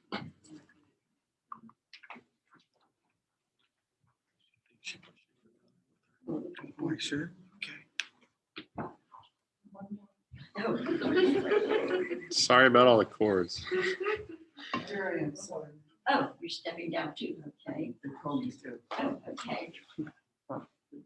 Okay, first of all, here is the paperwork for the 75,000, which was just put into our account. Yay. Yeah. So we got the grant, folks. It took a while, but we got it. And secondly, we were represented by our Trish, who brought back the certificate. Thank you, Trish. This is the Allegheny County Office of the Executive Board, and they have recognized us again as a banner community. And it says on here, it is my sincere pleasure to recognize your municipality as a banner community. This recognition says to your residents that you are a model community through a commitment of sustainable practices, including professional development, intergovernmental cooperation, sound fiscal management, and proactive communications to engage community stakeholders. Local government is the backbone of our democracy and the bedrock of our political system. It is also the epitome of the grassroots operation as ordinary citizens choose to serve their community. More than 12 million Pennsylvania residents rely on the services and facilities provided by the local government and on the dedication of local government officials and employees to meet the safety needs of our community. We are fortunate to have your municipality in our county. Congratulations on this most recent award as a Banner community. And we now have 75 communities that are part of Banner community. Thank you so much, Sylvia. You're welcome. Did you get one representing this to Nancy? Pardon me? Did you get this for I representing think I this? did. You got it? You held it up, yes. Okay. Thank you. Thank you very much. And if you have any questions or comments, I'll be glad to take them. Are you going to Kennywood? That's what that Trish is, right? Well, thank you very much, Mrs. Provenza, for presenting that. It's many years in a row now that we've been doing the Banner community, so Yes. thank You're most you. welcome. Yes. Proud to be a part of it. Thank you. There's nothing more from ALOM, is there? No, that's Okay. it. Thank you. Anything from COG? No. Okay. And so at this point, we will hear comments from the public on public-related items. Please approach the podium or raise your virtual hand and clearly state your name and address and limit your comments to 3 minutes. And I do have a timer on my watch here. So does anybody have any comments that they'd like to bring up? Come on up. I was gonna say Kathy had her hand up. Oh, Kathy? She's had it up for a little while. Okay, we'll go with Kathy first then. Go ahead, Kathy. Hey, hello, it's Kathy Maddox, 234 Penn Street. Can you guys hear me? Yes. Okay, yeah, so I was wondering if I can share my screen for a moment. Is that an option? Yeah, let me enable it. Okay, you should be able to now. Okay, I will definitely keep this brief, under 3 minutes. Yeah, so I'm not personally involved with the cat rescue, but obviously, most of you know me, I have a vested interest in animals and cats in particular. Let's see, how do I share this? Share screen. Here we go. So let's see, is my screen, oh, here we go, let's see. Yeah. Do you see my screen with a picture on it? It's starting. There you go. Yep. Okay, so you see the storefront of a local business on ARB, right? Yes. Yeah, so these are pictures from, I believe, July 3rd at a property I know that was discussed and has been discussed at prior meetings. There's a spread here, and I think I shared these with most of the council members, anybody who I had their direct information. These are quite concerning. I know this gentleman, a lot of cats have been taken from there, and I want to believe he has pure intentions, but his methods are pretty disheartening to me. This is a spread he had for the cats, I guess a July 4th spread for them. If you look closer, like this food, the bowls are crusty, and there were a lot of flies over them. And here you can see a pizza, which is inappropriate for cats. Cats can't eat garlic. I'm assuming there's garlic in the pizza. I don't know, but the cat's not going to eat a pizza. This water dish is something that totally blows my mind. This does not happen in a day. It's like filled with algae and I don't know what you would call it, and dead bugs floating around. This is not appropriate means for helping stray cats, whether they're fixed or not. This is totally unacceptable. Yeah, Luke and I have several, or well, I should say 3 cats that are part of a trap, neuter, and release program, but we give them fresh water every day. It looks nothing like this. And there again is the pizza. I just wanted to share these pictures so people got a little bit better the idea of the concern that a group of people have for what's going on down here. It's totally unacceptable. I kind of missed the update on what's happening, but I can share these pictures or get them to anyone who needs them for future follow-up with this situation. But I just wanted to share these so the public could see that, you know, like I hope anyone would think this is unacceptable. Yeah, I can respond to that if you're complete now. Yeah, this is just disgusting to me. Like this picture like made me ill. Yeah, no, there's no question that this is not a good situation. And I just want to let you know that BIU is using the means that they have legally to use, and they have done the door hanger, and then they've moved on to the letter. And there was not a positive response from the person to the letter. And so now we're in the citation phase. So yeah, I just wanted to share those because I personally saw them. And it actually breaks my heart to see that, you know, someone who maybe has good intentions that this is where their head is. It's just totally not okay. And I'm glad.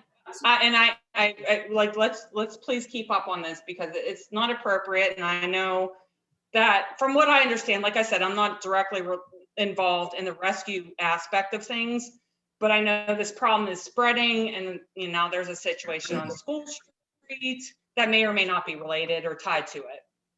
right. Well, they are keeping up with it. All right. Thank you. Thank you. Okay, who's next? Was Yeah. someone in the audience? Go ahead. Come on up, Sherry. Hi, my name is Sherry. I'm from 759 East Borough. I have just really a couple of questions. First of all, I want to give a shout out to Kelly Rodriguez. You all know I adopted a kitten and is flooding my Facebook with the pictures. And she obviously loved the kitten because the kitten adjusted very well and it's being a joy to have. So if anybody has little children, is allergic to kitties, please help her out and adopt a kitten from her. And secondly, I want to thank the farmers market that has been distributing the Hula's menu to newcomers.